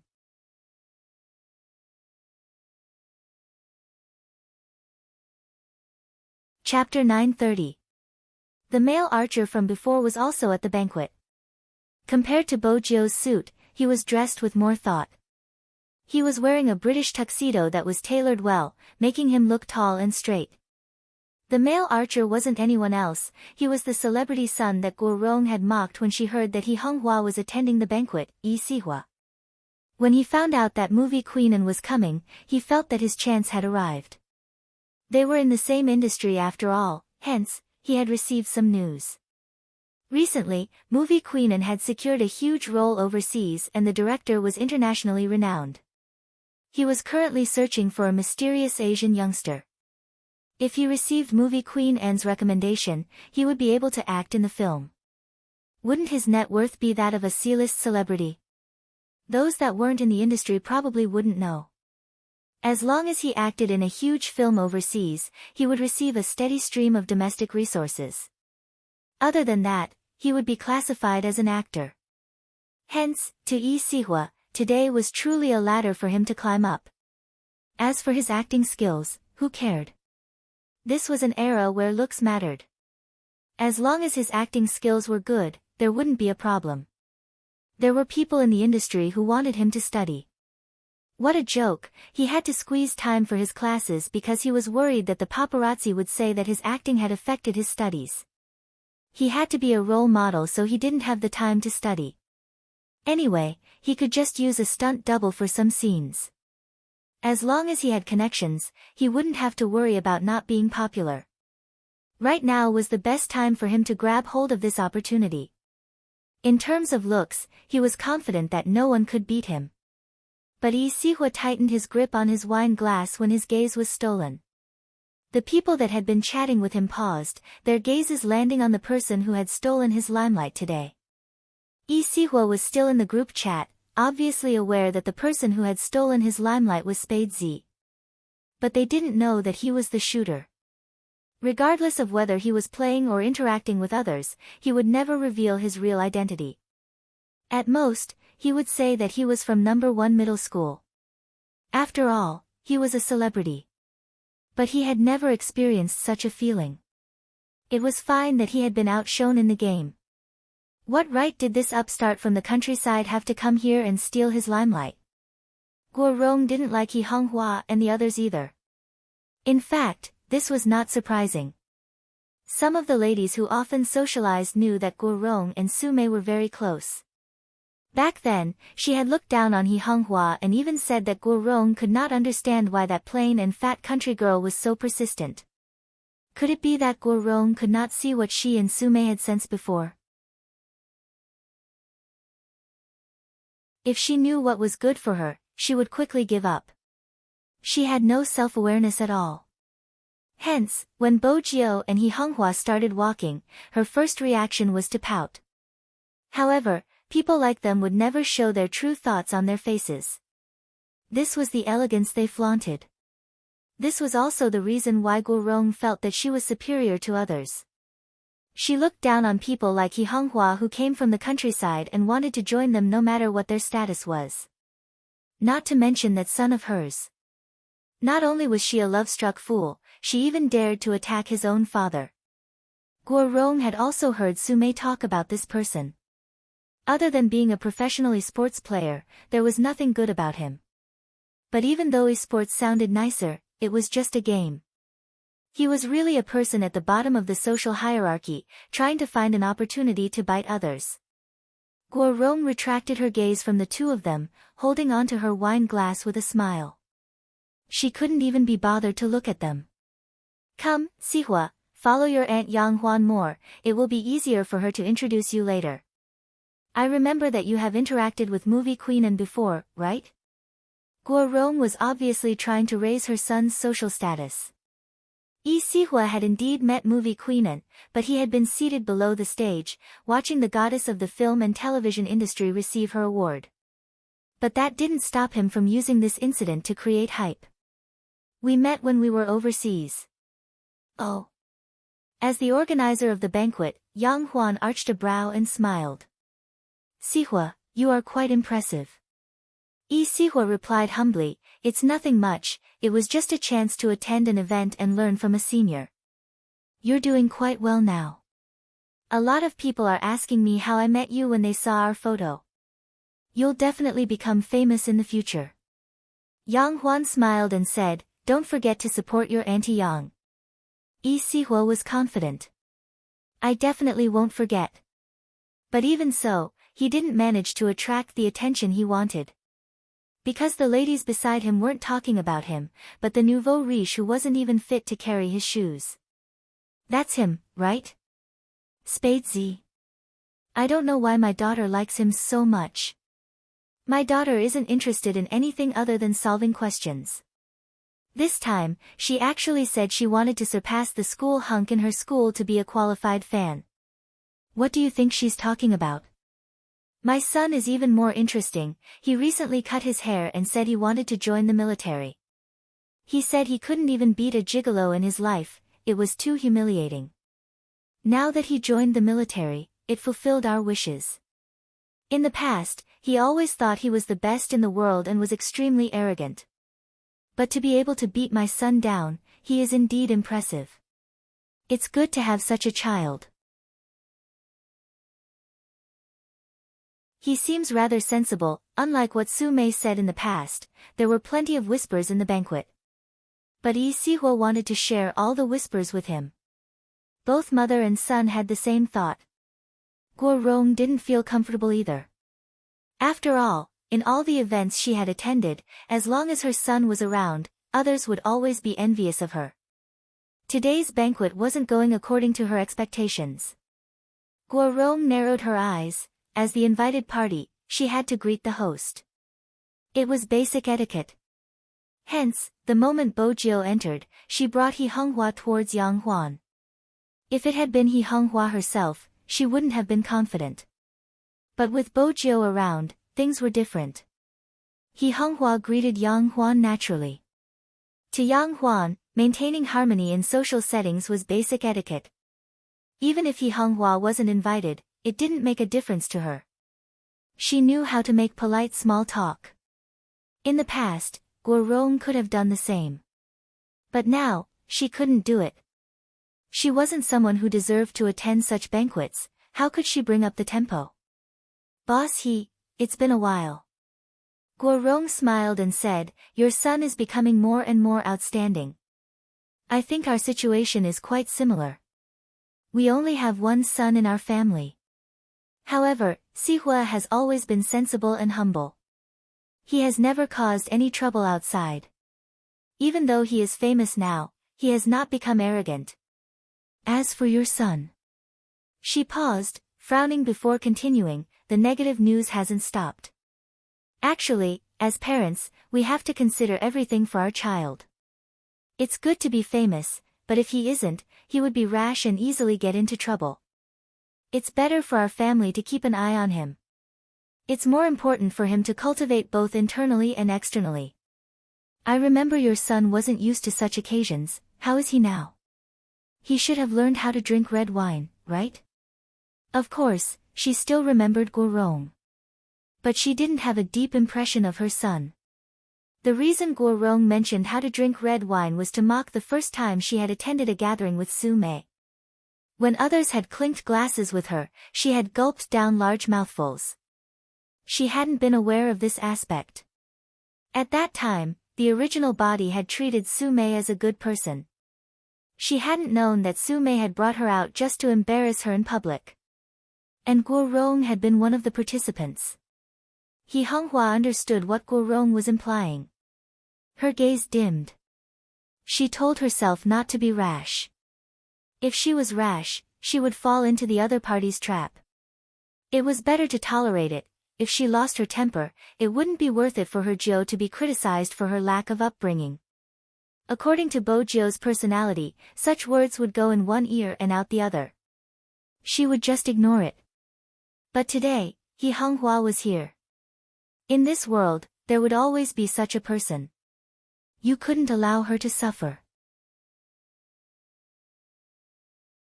To Bojio, He Honghua was such an existence. I've been doing some research on red wine recently. Bojio stuffed a hand into her pants, a devilish smile on her face. Thank you for your concern, Boss Gua. In Guo Rong's memory, the youngster was still a weak and useless nouveau riche. Now that she heard the youngster's words, she stilled for a moment before breaking into a smile. It's good that you know. I would like to get Sihua to teach you.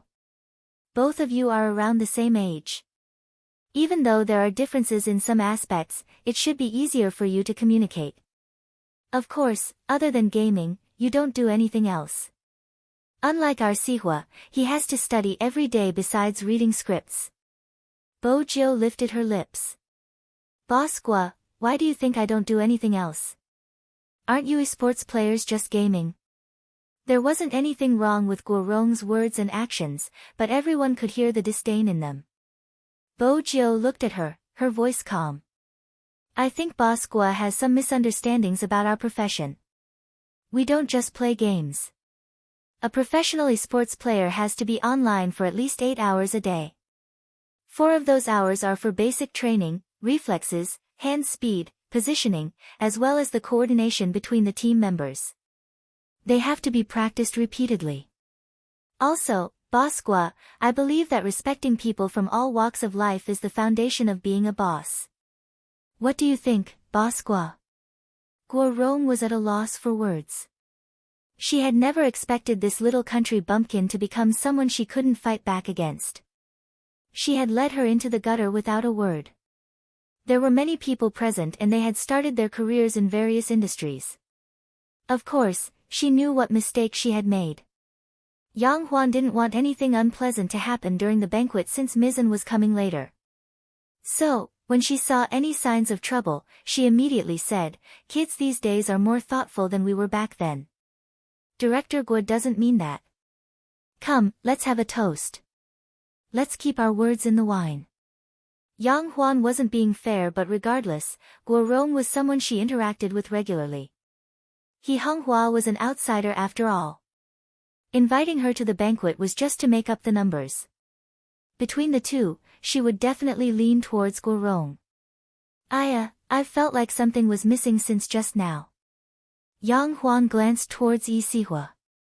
I haven't chosen the music yet. Sihua, why don't you play a song for us?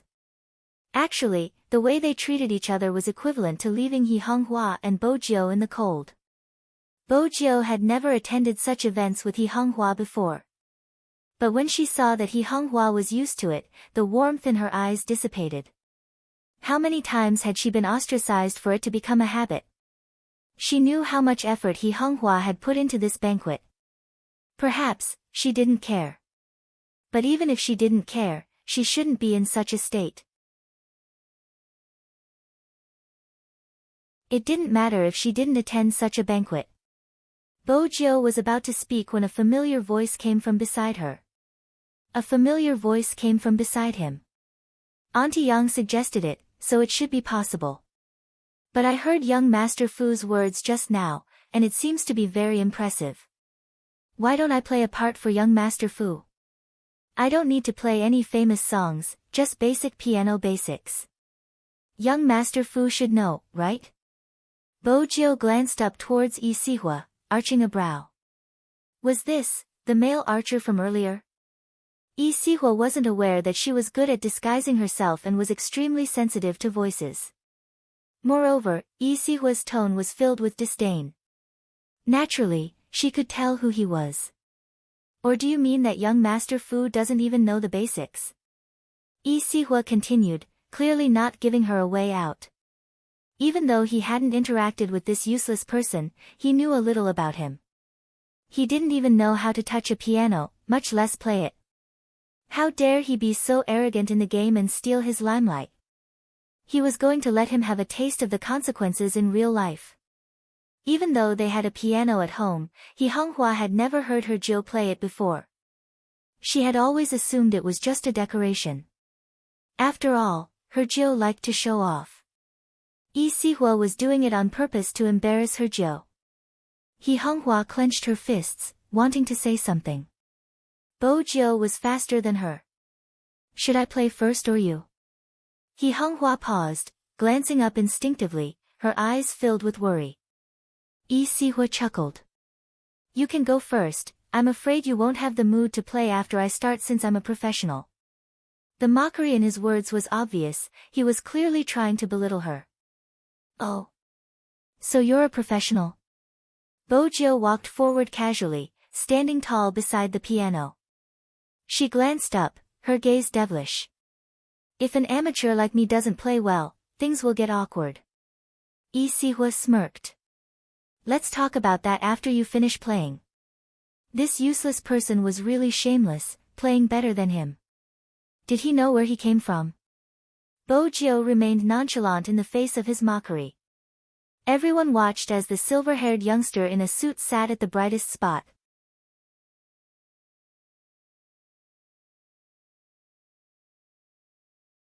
Chapter 931. There was a sudden gasp from the crowd. Both Bo Jill and the mocking Yi Sihua turned towards the source of the sound.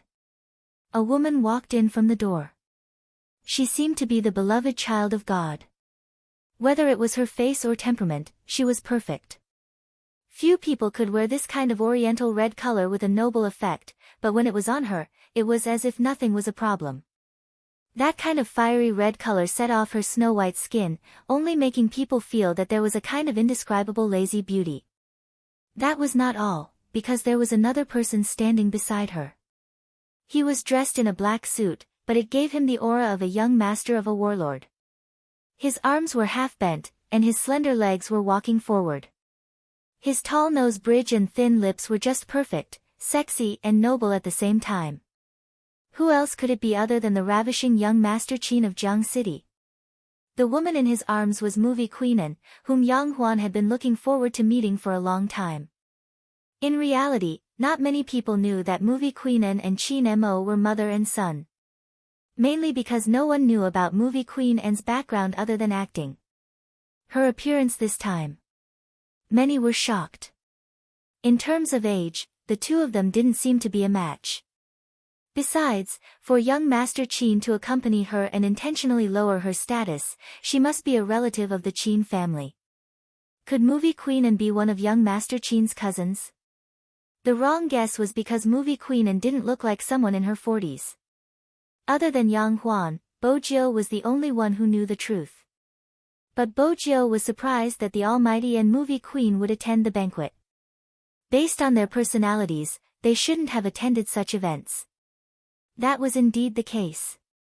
Movie queen N's motive for attending the banquet was to make friends with her in-laws. She hadn't expected to meet her son at the entrance. Hence, she had dragged him in. Movie queen N had wanted to introduce her son to Madame He, but the moment she entered, she saw the silver-haired youngster smiling faintly at her from beside the piano. Jill was here too. In that moment, movie queen N's eyes lit up. That was the benefit of being beautiful, even her eyes were deep and seductive. Yang Huan also saw movie queen N's gaze on her. But she assumed that movie queen N was looking at Yi Sihua, so she walked over with a smile. Sister N, you came at the right time, Sihua was just about to play the piano. Guo Rong followed behind Yang Huan. Looking at the beautiful woman in front of her whose age could not be guessed, her mind raced. She didn't know how powerful this person with the surname N was. In her eyes, the other party was just a celebrity who was good at acting. Later, she heard from her son that her identity would be of great help to him. Only then did she change her opinion of this woman. It was a waste to use such an important time to trample on He Honghua and her son. In any case, a country bumpkin would only be a country bumpkin. It was not worth it for them to take it seriously. Therefore, Guo Rong quickly continued Yang Huan's words. Madam N, Sihua told me that you've met once. What he said the most was for me to learn from your elegance as a mother. Now that I've seen you today, I'm still far from it. Movie queen and didn't say anything in response. With her self-restraint, she wouldn't expose a person. But at the same time, she smiled ambiguously and didn't reply. This was to deter those who wanted to get close to her. It was a pity that whenever Guo Rong tried to get close to someone with a motive, she would always ignore the fact that the other party didn't want to talk to her. She smiled and continued, I will get Sihua to prepare now. Madam An is here, I want to play something nice. With that, Guo Rong walked towards the piano. Unbeknownst to her. At this moment, Qin Mo was making eye contact with a certain someone. The gist of it was for her to go over to his side. This time, Bojio understood the Almighty's intentions. She supported her chin with her left hand, her fingertips tapping the piano keys. She still had to play. Qin Mo arched a brow, his gaze sweeping over Yi Sihua, who was standing beside her. His eyes dimmed as though he was asking, who is this? Don't tell me he's the person you confessed to before. Bojio understood his gaze. Almighty, don't bring up my dark history. Besides, how could I confess to someone like him? It was an insult to her taste. He Honghua noticed her Jio's gaze, but she wasn't sure if she should greet Qin Mo in such an occasion. Yes, in He Honghua's eyes, Qin Mo was just a junior who often visited her house. But from the looks of it, Qin Mo had been much easier to interact with when he was at her house. Now that they were in public, his aura changed. It was an air of nobility that kept strangers away. He Honghua wasn't the type to announce their relationship to the world. Hence, she didn't move. She was still thinking about her Jio's piano competition with someone. Bojio had the same thought. After the interruption, she tidied herself up and was about to start. But, Madam He, look, Madam An is here. Let's stop this meaningless piano competition for now. Your son should sit somewhere else. Guo Rong smiled politely since she had to be elegant. He Honghua frowned. What was the meaning of this? They were the ones who wanted her Jio to play the piano. Were they trying to chase her away? Bojio smiled. She didn't move, her posture relaxed and suave. Boss Guo doesn't have the final say. We still have to compete. Hee hee. Guo Rong chuckled lightly, like an elder guiding a junior. Young Master Fu, don't be so serious now. If you really want to compete, I'll get Sihua to teach you another day. Bojio didn't move. Instead, she glanced up, her gaze as dark as the night sky, sending chills down her spine. Guo Rong was stunned by the young man's gaze. Yang Huan hurried over. Madam He, it's going to be a private gathering and the piano is going to be used. I'm sorry, why don't you get your son to leave first? Yang Huan was the organizer, and since the organizer had said so, it would seem shameless if she continued to sit there. However, this group of people was too much of a bully. They were the ones who had coaxed her Jio to play the piano. Now, weren't they just playing with her? He Honghua clenched her fists, her face flushing red. Yi Sihua was already standing beside the piano. His arrogant attitude was obvious, he was asking the youngster to give way. But he hadn't expected this. The slender figure walked over and stood in front of him. He stuffed one hand into his trouser pocket, the other on the piano. He was elegant, handsome, and elegant. People like him couldn't compete. Yi Sihua was confident in his looks, but as long as he was around, celebrities like him had to step aside. He had filmed a role in the past, a young master of the warlord era. He was from number 1 middle school after all. The forum would definitely be flooded with his photo. But very quickly, someone posted a photo of Qin Mo. What's the big deal? I'll show you the young master of the warlord in real life. When Qin Mo had first entered the school, he had been wearing a military uniform and undergoing military training. His upright posture hadn't captured his face, but the image of him holding a bottle of mineral water and wearing military boots had instantly caused the posts related to him to sink. At that time, he had been thankful that Chin Mo wasn't in the entertainment industry. Now that he was facing Chin Mo, Lee Si-hwa didn't have any temper. Because he knew very well that there was too much of a gap between them. What confused Lee Si-hwa the most was movie queen An's words. "Jill, you know how to play the piano?" Lee Si-hwa wasn't the only one whose expression changed. Even Guo Rong turned towards movie queen An. "Jill?" Movie queen An actually called this country bumpkin Jill. Did they know each other? How was that possible? He Honghua was the son of a country bumpkin, how could he know such a noble person? But the scene before them forced them to believe it. Movie queen An was behaving like a fangirl, her eyes sparkling. "Hurry up and play a song, I've always wanted to see you sitting in front of the piano." "It's just as I imagined, it's perfect." Yang Huan and movie queen An could be considered friends, but even if it was her, Ms. An wouldn't speak to her in such a tone. What exactly was the relationship between He Honghua's son and Sister An? No, what had he done to gain Sister An's affection? Bo Jiao had interacted with movie queen An a few times and knew that the Almighty's mother had probably portrayed her character. But no matter what, he was still a son who slept with someone else. Bo Jiao was still obedient. What would Goddess An like to hear? Sky City. Movie queen An seemed to have thought of something and smiled. Mo, plays well too, a duet would be perfect. Aren't you going to compete? Let him back you up. In reality, movie queen An wanted the two of them to be in the same frame so that Madam He would feel that they were a good match. Besides, the situation had been obvious. Someone was bullying Jill. What kind of joke was that? She couldn't even bear to make things difficult for the child, how could she allow him to be bullied? During this time, Guo Rong and Lee Si-hwa's expressions had changed several times. The moment movie queen An finished her sentence, the mother and son froze. Yang Huan wanted to say something. "Sister An, Huan, regardless of the situation, you have to know how to treat your guests. You did well when you were young, but now that you've grown up, you seem to have forgotten." Movie queen An glanced up at her. With just that one glance, Yang Huan's face burned. Everyone present knew that he was going to stop when the time was right. As the host of the banquet, her actions had been overboard. Yang Huan hadn't expected He Honghua's son to know her, Sister An, the heir of the biggest financial group.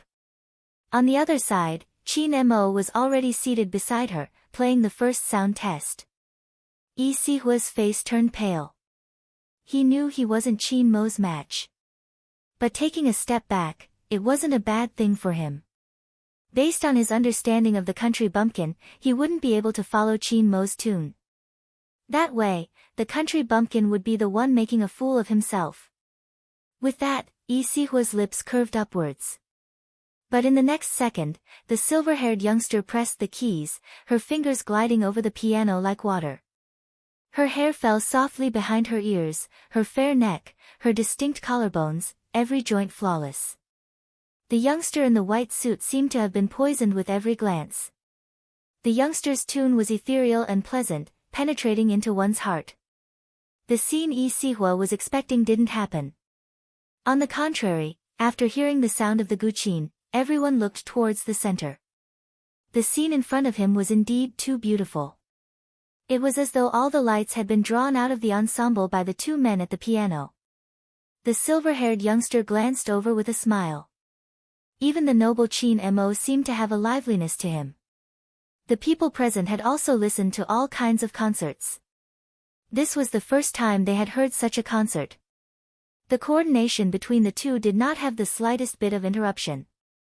Their smooth movements reverberated in everyone's ears. Everyone could not help but close their eyes to enjoy it. There was even a professional piano teacher among them. Lee Si-hwa's face turned paler as more and more people surrounded him. Someone pointed out, Lee Si-hwa's piano skills aren't as good as his. At that moment, Lee Si-hwa felt as though he had been slapped in front of everyone. He had mocked her at the start of the concert, but now, he had returned everything. There was a saying that had come true for him. After the youngster was done, he couldn't play anymore. Yi Sihua was aware of the situation. He didn't have the youngster's familiarity with the piano keys and wasn't confident that everyone would be engrossed when he played. The coordination between the two of them was too good. Their tacit understanding was not only flawless, but their faces also made them look like a pair of princes. In reality, this wasn't the first time Bojio had played with the Almighty. But it had been a long time. The Almighty had long forgotten that she knew how to play the piano. From a certain perspective, he was the one who had taught her. Back then, he hadn't liked to play with her. In order to attract his pet's attention, she had done many things. One time, she had messed with his piano. In the end, he had grabbed her hand and pressed it against the piano keys. Which girl doesn't know how to play the piano? From today onwards, learn well and don't play with the English people next door, do you hear me? I don't know which keys are which. Stupid, yes, she had been playing the piano since she was young and the Almighty had taught her step by step. How could she be any worse than Yi Sihua? Another note fell. Qin Mo glanced over, his fingers touching someone's. It was at that moment. He found it strangely familiar. All of a sudden, something seemed to jump into his mind. Who had he ever sat with like this?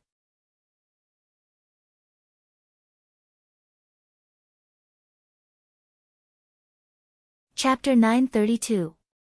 The blurry memory seemed to be separated by mist.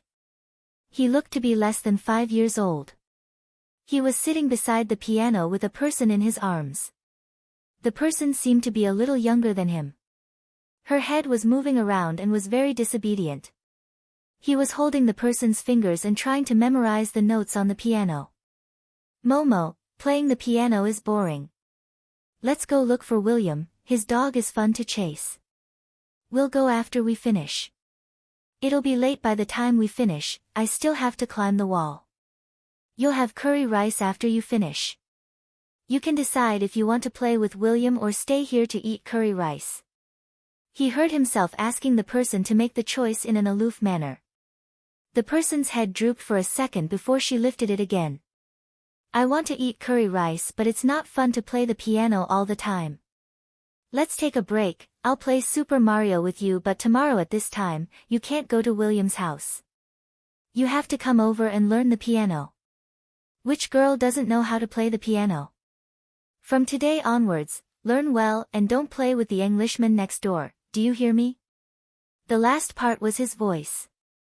As it was too sudden, a sharp pain shot through his head, causing him to freeze. Even though there weren't any other reactions, his pale and handsome side profile made Bojio realize his discomfort. Bojio glanced over and asked in a low voice, Brother Mo? The pain only lasted for a moment.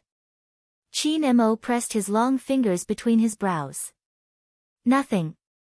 As soon as he finished speaking, he stood up and straightened his back. For some reason, he felt like rubbing the young man's furry head. Qin Mo did the same. You played well. The sudden approach made Bojio pause. The warmth on her head was obvious, just like how he had done it when they were young. His breath drifted over and she could feel the warmth. Bojio lifted her head, her eyes meeting the Almighty's deep gaze. She smiled and pressed her fist against his shoulder. Same to you. The scene was pleasing to the eyes. The atmosphere between the two of them was also unusual. It seemed like a scene from a manga. Almost everyone on the scene was applauding for their ensemble just now. One of the Englishmen held a wine glass in his hand. When he looked at Bojio, his gaze was indescribable. He even turned to his assistant excitedly and asked, Go and find out who this Asian boy is. It was a perfect match. Heavens! I feel like I've met the muse from the script. Yes, sir. I'll inquire at once. In fact, they decided to attend this gathering at the last minute because of an invitation from an investor. He didn't expect to receive such an unexpected reward. The assistant knew very well that the director had visited more than a dozen acting schools in China to find a role that matched the script. But he was satisfied with none of them. However, there was a Japanese actor that the director had listed as a candidate. That actor was originally a best actor, but the assistant knew that the director was not very satisfied. Until this youngster appeared, the assistant had never seen the director so excited before. It must be because he was too much in line with the character in his mind. He saw it when and came in just now. The middle-aged Englishman wanted to wait until the banquet was over before letting and be the middleman. The two of them didn't look for anyone, especially the middle-aged Englishman. This time, they had come silently to search for a role. They didn't want anyone to recognize them. With the director's international reputation, the moment the media caught sight of him, it wouldn't matter which country it was from, it would be publicized. This wouldn't be beneficial for them to find the person they needed. The Englishman thought to himself as he glanced at the young man with the devilish smile. He was really too perfect. When the time came, he would dye his hair black and wear the robes of the Republic of China. The mysterious Asian young man sitting in front of the piano would give off a sense of the overlapping of eras. This was the person he had been looking for. He didn't just have an angelic face, he also had a devilish aura. It was a pity that such a person wasn't acting. The Englishman was still excited about his discovery. He didn't know that there were people who had seen his photo and had tried to strike up a conversation with him on several occasions, but none of them had succeeded. It wasn't anyone else, it was Yi Sihua. If he had gone up after the two of them had finished their performance, he would have been asking for humiliation. Hence, before the piano stopped playing, Yi Sihua's men had already left the area. It was because he had retreated from the crowd that he saw the director he wanted to meet. It felt as though he had gone straight from hell to heaven. So what if movie Queen Anne's path was cut off? Now that the director was there, as long as he followed him closely and recommended himself, he would definitely have a chance. Yi Sihua was a man of action. With this thought in mind, he headed in the direction the Englishman had left. On the other side, movie Queen Anne, who was close to the director, had intentionally stood beside He Honghua at the start of the performance. She took advantage of the lingering warmth and smiled. My son used to have high standards, but ever since he met Jiu, he changed. Madam, he has taught him well, raising a child like Jiu who isn't afraid of my son at all. In the past, there were many people who wanted to be friends with Qin Mo, but they all had ulterior motives. Jiu is different. That day, when I saw Qin Mo bring Jiu home, I was shocked. After all, my son rarely gets along with anyone and Jiu is an exception. But since Jiu is so handsome and likable, my son must have been wondering how could there be someone better looking than him. Perhaps that was the reason why they became friends. Now that I think about it, it's amazing. Now that I think about it, it's amazing. He Honghua was shocked when she heard movie Queen Anne's first sentence. She had never expected movie Queen Anne to be Qin Mo's mother. The more He Honghua listened, the more she felt movie Queen Anne was different from the other madams she had interacted with. After all, this person was well-mannered, elegant and magnanimous. It wasn't just an act, but every word and action was embedded in her bones, making her feel comfortable to interact with. Movie Queen Anne intentionally made her son sound more pitiful. She sighed deeply. Madam don't be fooled by how tall and strong my son is now. He was born prematurely in the past and I didn't take good care of him. With that, the two mothers found a common point of communication. He Honghua immediately said, my Jiu was born prematurely too, he was so wrinkled that I was worried I wouldn't be able to take care of him. I guess so. Movie Queen Anne reached out and held He Honghua's hand. We have to interact more in the future, both of them are troublesome. He Honghua was delighted. That's right. Oh right, Sister He, I've heard about what happened to you. If you need any help, feel free to let me know. Movie Queen Anne was a capable person. She raised Madam He to Sister He without changing her expression. If it had been someone else, He Honghua would definitely be on her guard. Not only did this person look at her with sincerity, she was also beautiful. Most importantly, she didn't have anything on her that she was concerned about. Her warmth made He Honghua feel as though they were old friends at first sight. There wasn't the slightest bit of pretense. In reality, Movie Queenan was indeed such a person. I have long wanted to speak to Sister He and have thought of paying you a visit, but I was afraid it would be too abrupt. Today, I heard that Sister He would be attending the banquet, so I specially came over to befriend Sister He. Movie Queenan wasn't just expressing her sincerity to He Honghua, she was also saying it for Guo Rong, who was standing beside them. The way she had asked Joe to move away from the piano was clearly an act of contempt.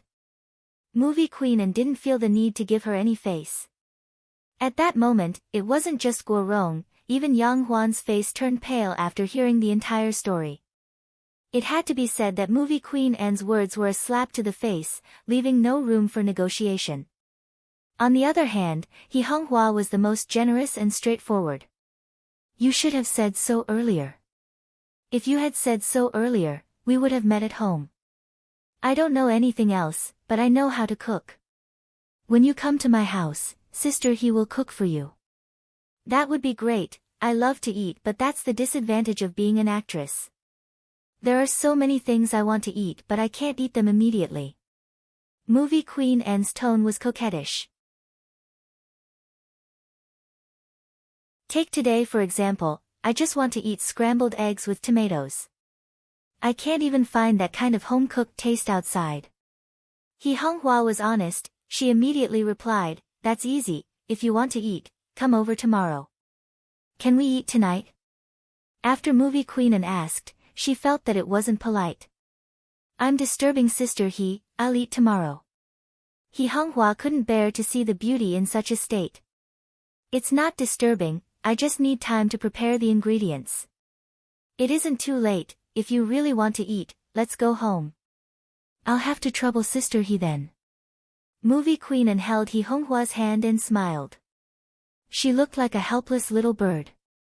Bo Jiu raised a brow as she walked over. Go home for dinner. What was going on? What was going on? When did her mother and the Almighty's mother become so close? In the time she had been playing the piano, the two of them were already calling each other sisters, completely disregarding her and the Almighty. That was indeed the case. The two of them chatted for a while before deciding on the itinerary. Even though Bo Jiu didn't think it was a good idea to attend such a banquet. She was still a little confused when her mother shoved her into the car so quickly. She glanced sideways at the Almighty, who was sitting beside her. His face was expressionless, handsome and elegant as usual. Was she making a fuss out of nothing? Bo Jiu arched a brow. The four of them sat in Movie Queenan's car, a Bentley. Even the chauffeur was an old subordinate of the Qin family. His aura was undoubtedly the most graceful among all the guests. Yang Huan came personally to send them off. In reality, she didn't want Movie Queenan to leave, but there was something she had to mention. Mrs. He, I'm sorry for my negligence, I hope you won't take it to heart. He Honghua knew very well why Yang Huan said that. It was all for the sake of her younger sister-in. Hence, He Honghua didn't reply, merely smiling. People with different principles couldn't make plans together. In the future, she wouldn't attend such banquets and she wouldn't befriend Yang Huan. That was all. It was understandable for Yang Huan to come out since she was acquainted with Movie Queenan. But Guo Rong followed, afraid that her son wouldn't have a chance once Movie Queenan left. Without a second thought, she pressed the car window. Madam, I have a private matter to discuss with you, may I know when you are free? Guo Rong's actions weren't polite at all. However, she didn't realize it herself. She emphasized in a self-centered manner, it's about my son. Please make time, Madam, and Movie Queenan was perplexed by his words. She smiled.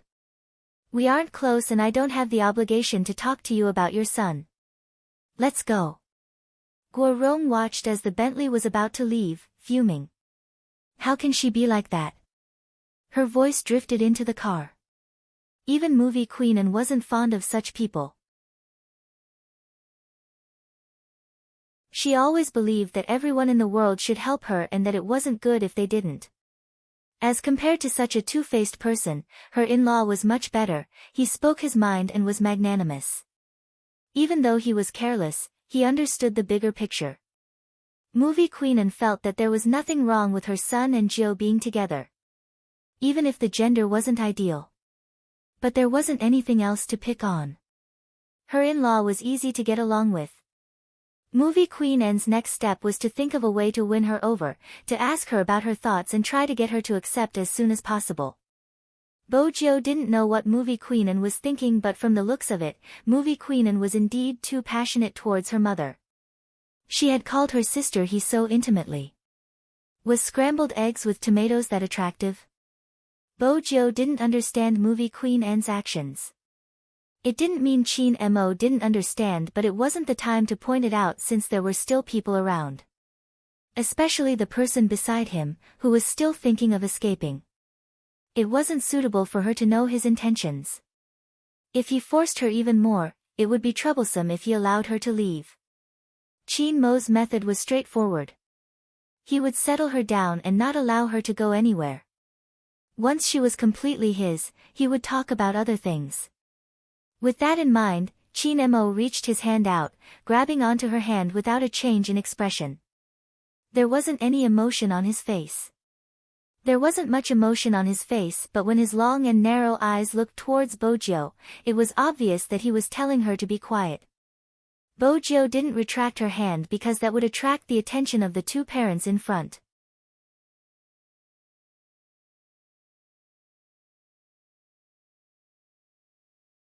Chapter 933. He Honghua's attention was completely captured by Movie Queen An's words. Indeed, she hadn't noticed the commotion in the back seat. Bojo had assumed that the Almighty would let go after holding her hand. She hadn't expected him to hold her hand for the entire journey. Bojo noticed a white cloth wrapped around his slightly cold fingertip. She remembered how the Almighty had helped her even though he was injured. Her fingers touched his. Chin Mo was aware of his mother's capabilities and knew that the two in front wouldn't have the time to deal with them. He tilted his handsome face, his voice low. "Don't forget what you promised me." Bojo arched a brow. What did she promise?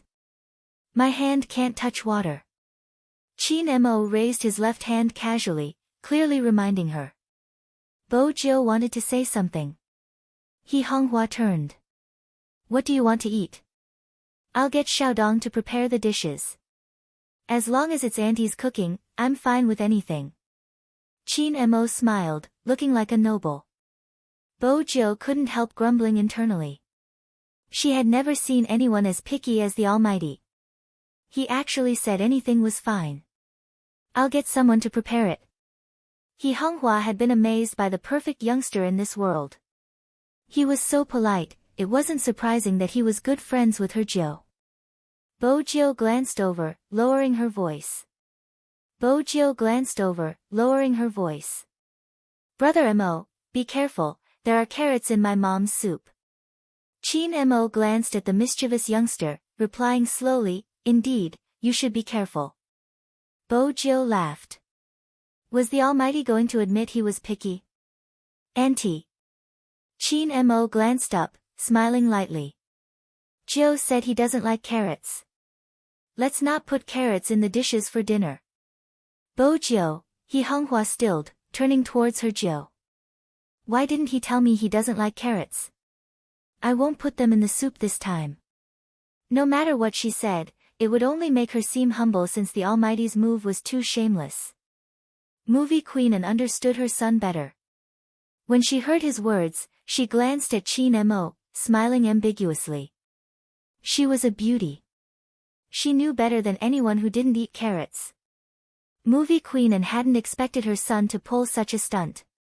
If it was in the past, he would definitely not say what he liked or didn't like. In fact, he rarely visited anyone's house. Also, did these two people really think that she could not see their little tricks? He had underestimated her too much.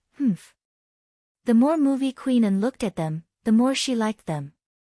Especially when Jill was depressed, his silver hair would curl up, and the resentment of the beautiful youth. Chin Mo naturally noticed the way the youngster was looking at him. His thin eyelids lifted slightly, his eyes overflowing with a smile. Movie Queen and took in his smile. The last bit of unwillingness in her heart disappeared without a trace. She hadn't seen her son smile in such a long time. Probably only Jill could make him like this. He was no longer as rational, and even a little unreasonable. But this was him with flesh and blood. He hoped that the influence of that incident would disappear like smoke in thin air. With that thought, Movie Queen and pulled He Honghua over to talk about shopping. Regardless of the age or status of a woman, when they talked about clothes, they were always the same. It was as though they would never be tired. Bojio waited for the two parents to resume their conversation before glancing in Qin Mo's direction. It was a little resentful. In that instant, Qin Mo was in a daze again. It was as though the youngster in front of him had become very, very small. Then, she sat on his bed, her pair of lotus root-like short legs swinging back and forth. She was not at ease at all. She also looked at him with the same gloomy gaze. She was so noisy that he could not even write a word. Right? Qin Mo frowned at his own imagination. Had he been sleeping too little recently? Even images that didn't exist had appeared. But Qin Mo was curious about how she had looked like when she was young. On the other side, Guorong was upset that she hadn't managed to stop Movie Queen. She called her son and complained that it isn't nice at all. If she hadn't helped you, I wouldn't have ended up like this. Who knew that she wouldn't even bother to look at me when I was already at the car door? What kind of person is she? Yi Sihua held onto his phone, pushing the crowd aside. Mom, there's no need to look for her. Guess who I saw just now? It's Director William from The Matrix. With him around, there's no need for me to look for her. Guorong was elated. That explains why I didn't see you. I've been looking for a chance to talk to Director William and chased after him. That's all for now, Mom, I'm hanging up. Wait for my good news. Yi Sihua was confident that he would catch Director William's eye. After all, he had an Asian feel to him. Moreover, Director William must be here for the casting. If not, an international director wouldn't be so low profile. He was definitely here to recruit newcomers. With that thought, Yi Sihua's eyes lit up. He pushed the receptionist aside and rushed towards the British man. Director William obviously did not expect someone to suddenly appear in front of him. His blue eyes were filled with astonishment. To show his respect, Yi Sihua bowed before exclaiming in English, Director William, I didn't expect it to be you. I thought I was seeing things. Could you please sign your name for me? I like your movies a lot. The last time I met you was at the film festival, but I don't think you remember me. I seem to be rambling, but you should be able to understand how I feel when I meet my idol. I'm Yi Sihua, an actor. William smiled. Oh, of course, I understand. Yi Sihua's confidence was boosted by his response. Having been educated overseas for so many years, he knew that Europeans loved to recommend themselves. This was a common flaw of the Chinese. As early as last year, he had transferred his nationality overseas and understood their way of thinking. Hence, after Yi Sihua expressed his admiration, he didn't hesitate to state his motive. I heard that you are looking for a mysterious male actor from the East. I would like to recommend myself to you. William came to a sudden realization. He rubbed his chin and looked Yi Sihua up and down before shaking his head. You're not bad looking. If it was in the past, I might have considered it. But now, I'm really sorry, I've already found the actor in my heart. If you were at the banquet, you would have seen the silver-haired youngster playing the piano. Be it in terms of looks or aura, he exudes a mysterious aura unique to the East. The smile on his face is devilish but not arrogant. He gives off a humble yet not to be trifled with. He's just like what you Chinese call a noble, like a jade. William said the last 4 words in Chinese and his pronunciation was a little strange. But that didn't affect the meaning he was trying to convey. The more Lee Si-hwa listened, the tighter his fists clenched. It was that disgusting nouveau riche. What mysterious aura unique to the East. That was just an act. Lee Si-hwa never expected that the role he had fought so hard for would be snatched away by that country bumpkin. No way. He wouldn't allow that to happen. Lee Si-hwa's lips froze. Director Williams' words were like a slap to his face. He tried his best to force a smile. Director, you might not know this, but this person isn't an actor and doesn't have any experience in this field. Furthermore, his character, Lee Si-hwa paused to give Director Williams some room to imagine. From what he knew, when filming overseas, no matter how good an actor's appearance was, as long as they weren't professional or had poor acting skills, they would be rejected. As expected, when William heard this, he paused. Lee Si-hwa laughed in his heart and wanted to add more vinegar. Unexpectedly, when William spoke again, he switched to Chinese. Even though he stuttered a little, his meaning was clear. Mr. E, are you trying to defame that Asian youngster because you feel indignant about losing to him? Lee Si-hwa froze and immediately denied it. Of course not. He couldn't let Director William think that way. This was an issue of image. Moreover, Director William was an internationally renowned figure and he had to be magnanimous in front of him.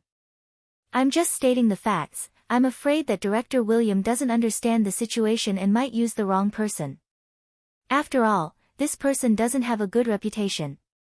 He was originally an esports player, but in order to become famous, he kept provoking his fans. Not only did he create a topic for himself, he even forcefully dragged another almighty to be his CP. If such a person were to join the production team, he would do anything to become famous. From what Mr. E said, you seem to know a lot about this youngster. William's English was much smoother. Since that's the case, why don't you give me all his information? I'll take a closer look. If it's really as Mr. E said, he isn't suitable to act in our movie. Lee Si-hwa was stunned again. He really didn't want to tell Director William about the nouveau riche. He hoped that Director William would never be able to find him. William glanced at the person in front of him, arching a brow. Mr. E, are you not willing to let me verify it? Lee Si-hwa had been in the industry for a long time and wasn't stupid. If he were to reject now, not only would his image be ruined in front of Director William, his words wouldn't be credible at all. He might as well be more generous since there was a lot of negative news about Spade Z online. I do know a little about him, Lee Si-hwa replied. Lee Si-hwa replied, but I'm not too sure about the details. He is rather famous online. Director Willem, if you are looking for him, you can do a search online. Spade Z is his in-game name and his mother is from the countryside. It's probably because of this that he does things differently and wants to be famous. William's gaze deepened. Thank you, I'll do some research first before making a decision. Director William, you don't have to be so polite, Lee Si-hwa replied sincerely. Even if the role doesn't belong to me, I don't wish for it to be played by any random person. This time, William didn't reply. At this moment, his assistant returned. Lee Si-hwa knew he had achieved his goal. It was simple, if he couldn't get the role, that country bumpkin wouldn't be able to either. He was just a country bumpkin, what right did he have to steal his limelight time and time again? Lee Si-hwa sent Director William to the car personally. I'll think about it. This was what Director William said before he left. Lee Si-hwa waited for the car to drive off before smiling.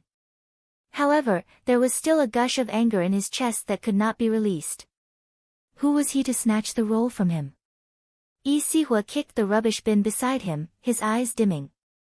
But it was a blessing in disguise. He had cleverly left Director Williams' contact details.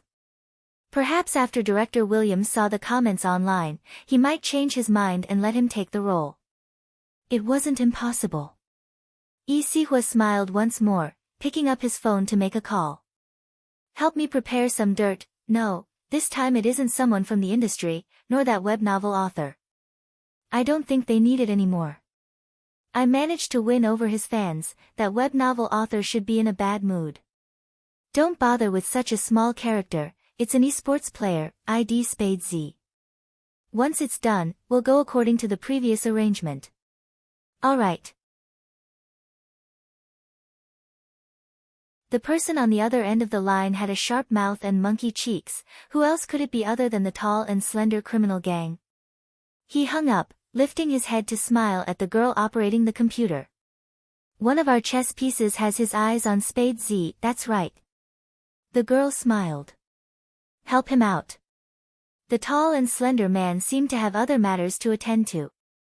The crime squad, don't worry, they won't be able to find anything. The girl tapped her fingers on the keyboard.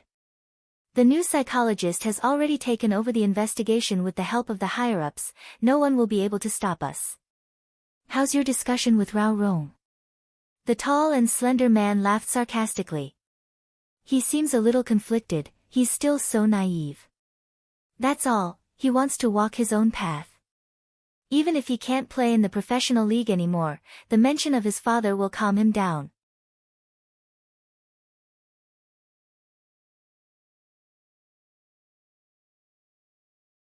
Chapter 934.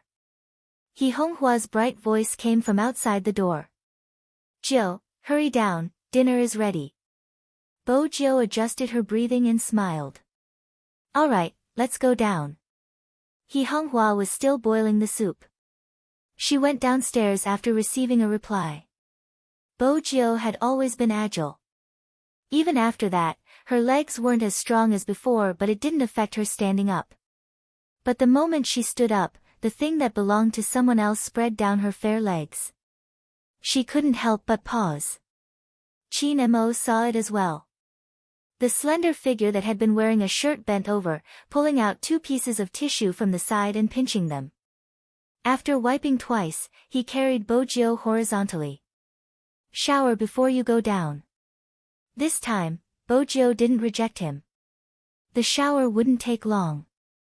Qin Mo rolled up his sleeves and washed her thoroughly before grabbing a towel to wrap her up.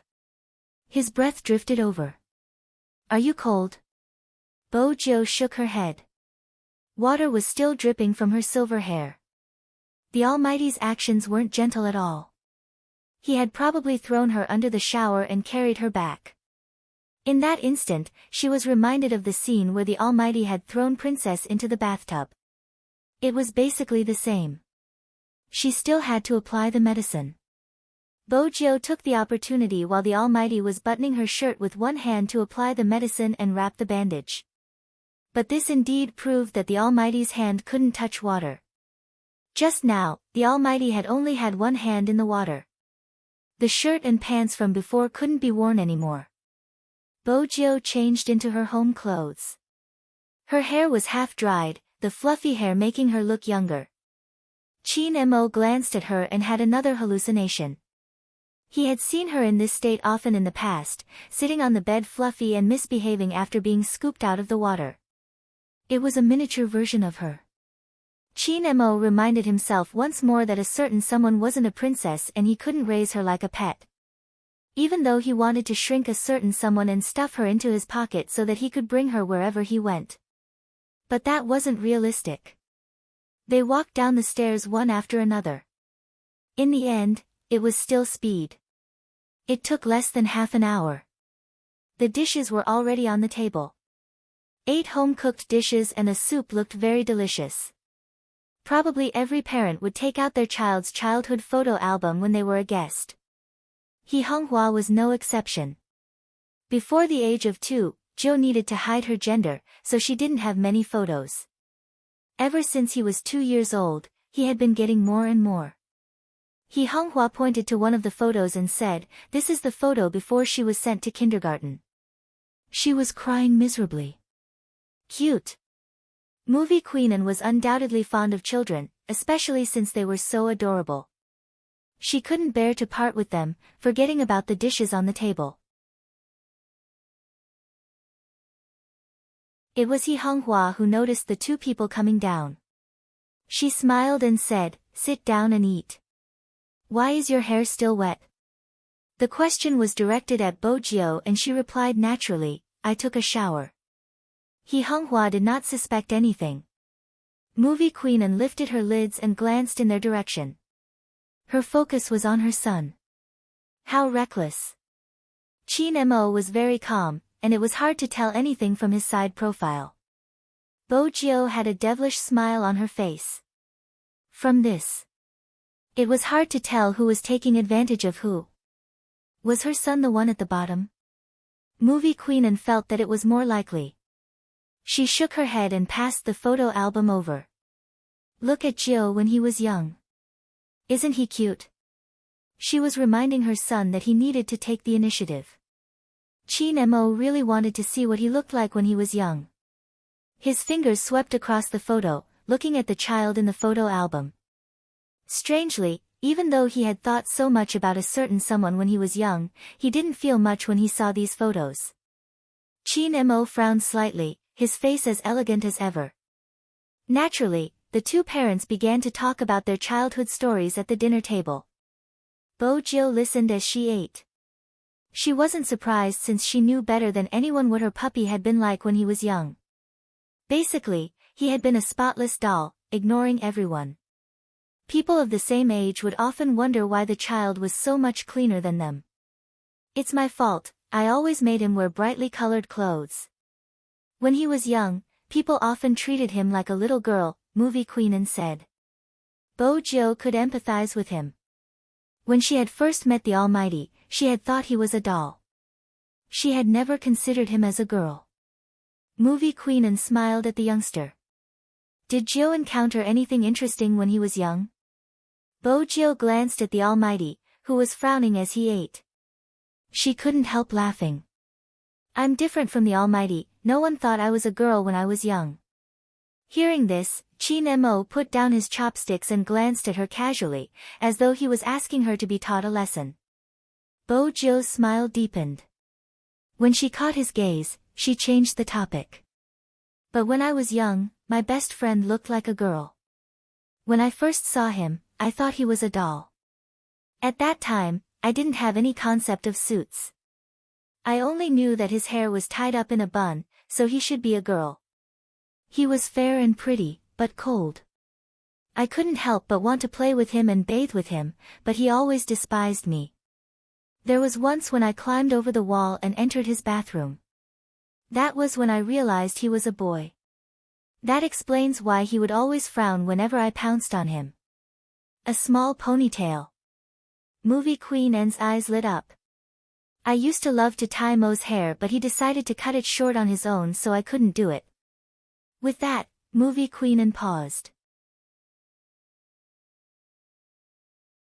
Jio, don't be fooled by Mo's looks now, he was adorable when he was young. I believe you. Bo Jio felt that her puppy was adorable, cold and aloof. Movie Queen chatted happily. It sounds like you have a good relationship with your friend. Are you still in contact? I guess so. Bo Jio took a bite of the food. Movie Queen glanced at her son.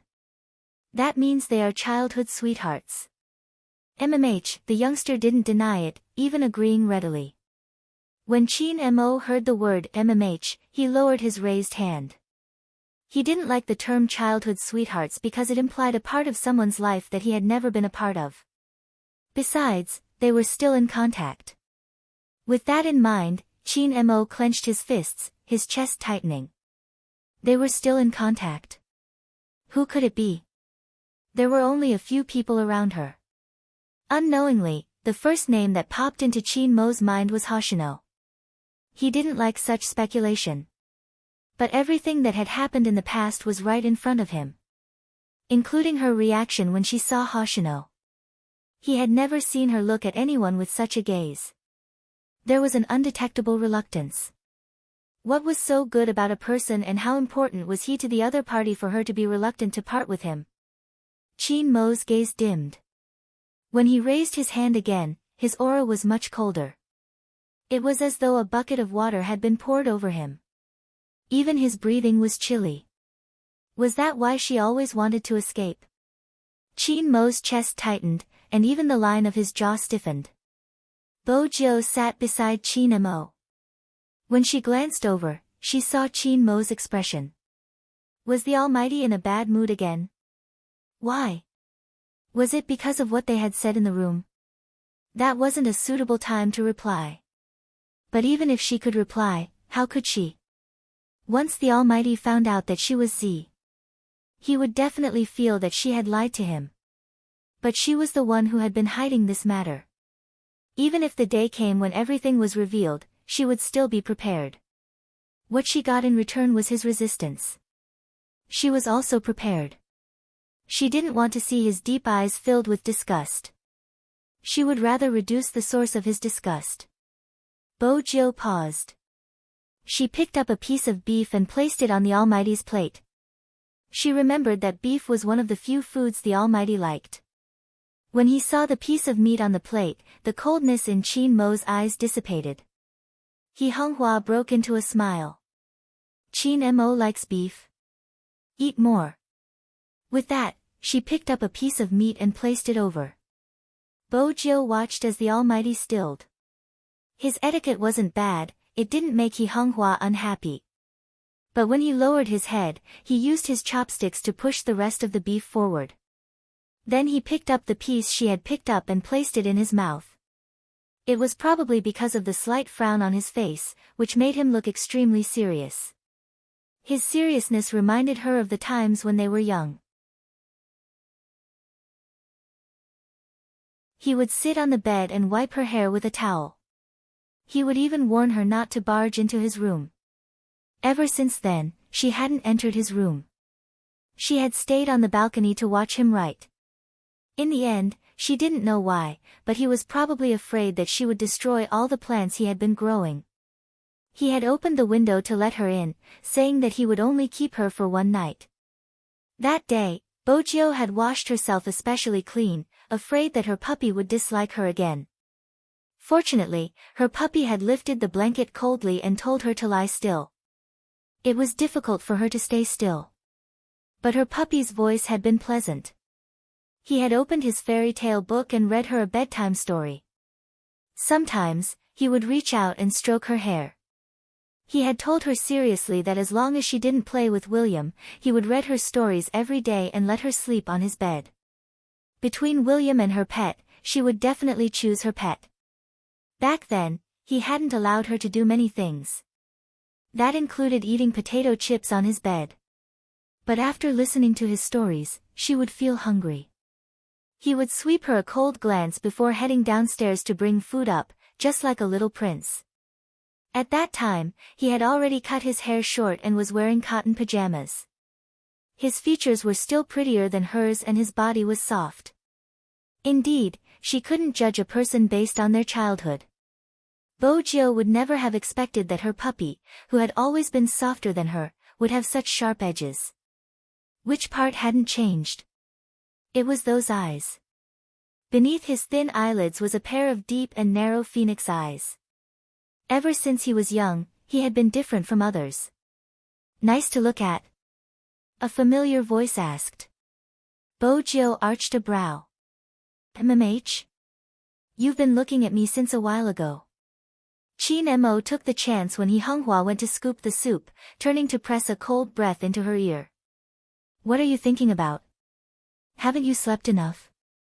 Bo Jiu was thick-skinned. The best way to deal with someone as scheming as the Almighty was to remain silent. But the next question made her pause. The Almighty asked, "Is this childhood sweetheart the scheming boy you told me about?" Scheming boy. Bo Jiu couldn't help wanting to laugh. But in order not to let the Almighty know, she nodded seriously. Qin Mo watched her, his gaze deep. Stay away from him in the future. Bo Jiu laughed so hard her shoulders were shaking. So the grown Almighty was so hostile towards her when she was young.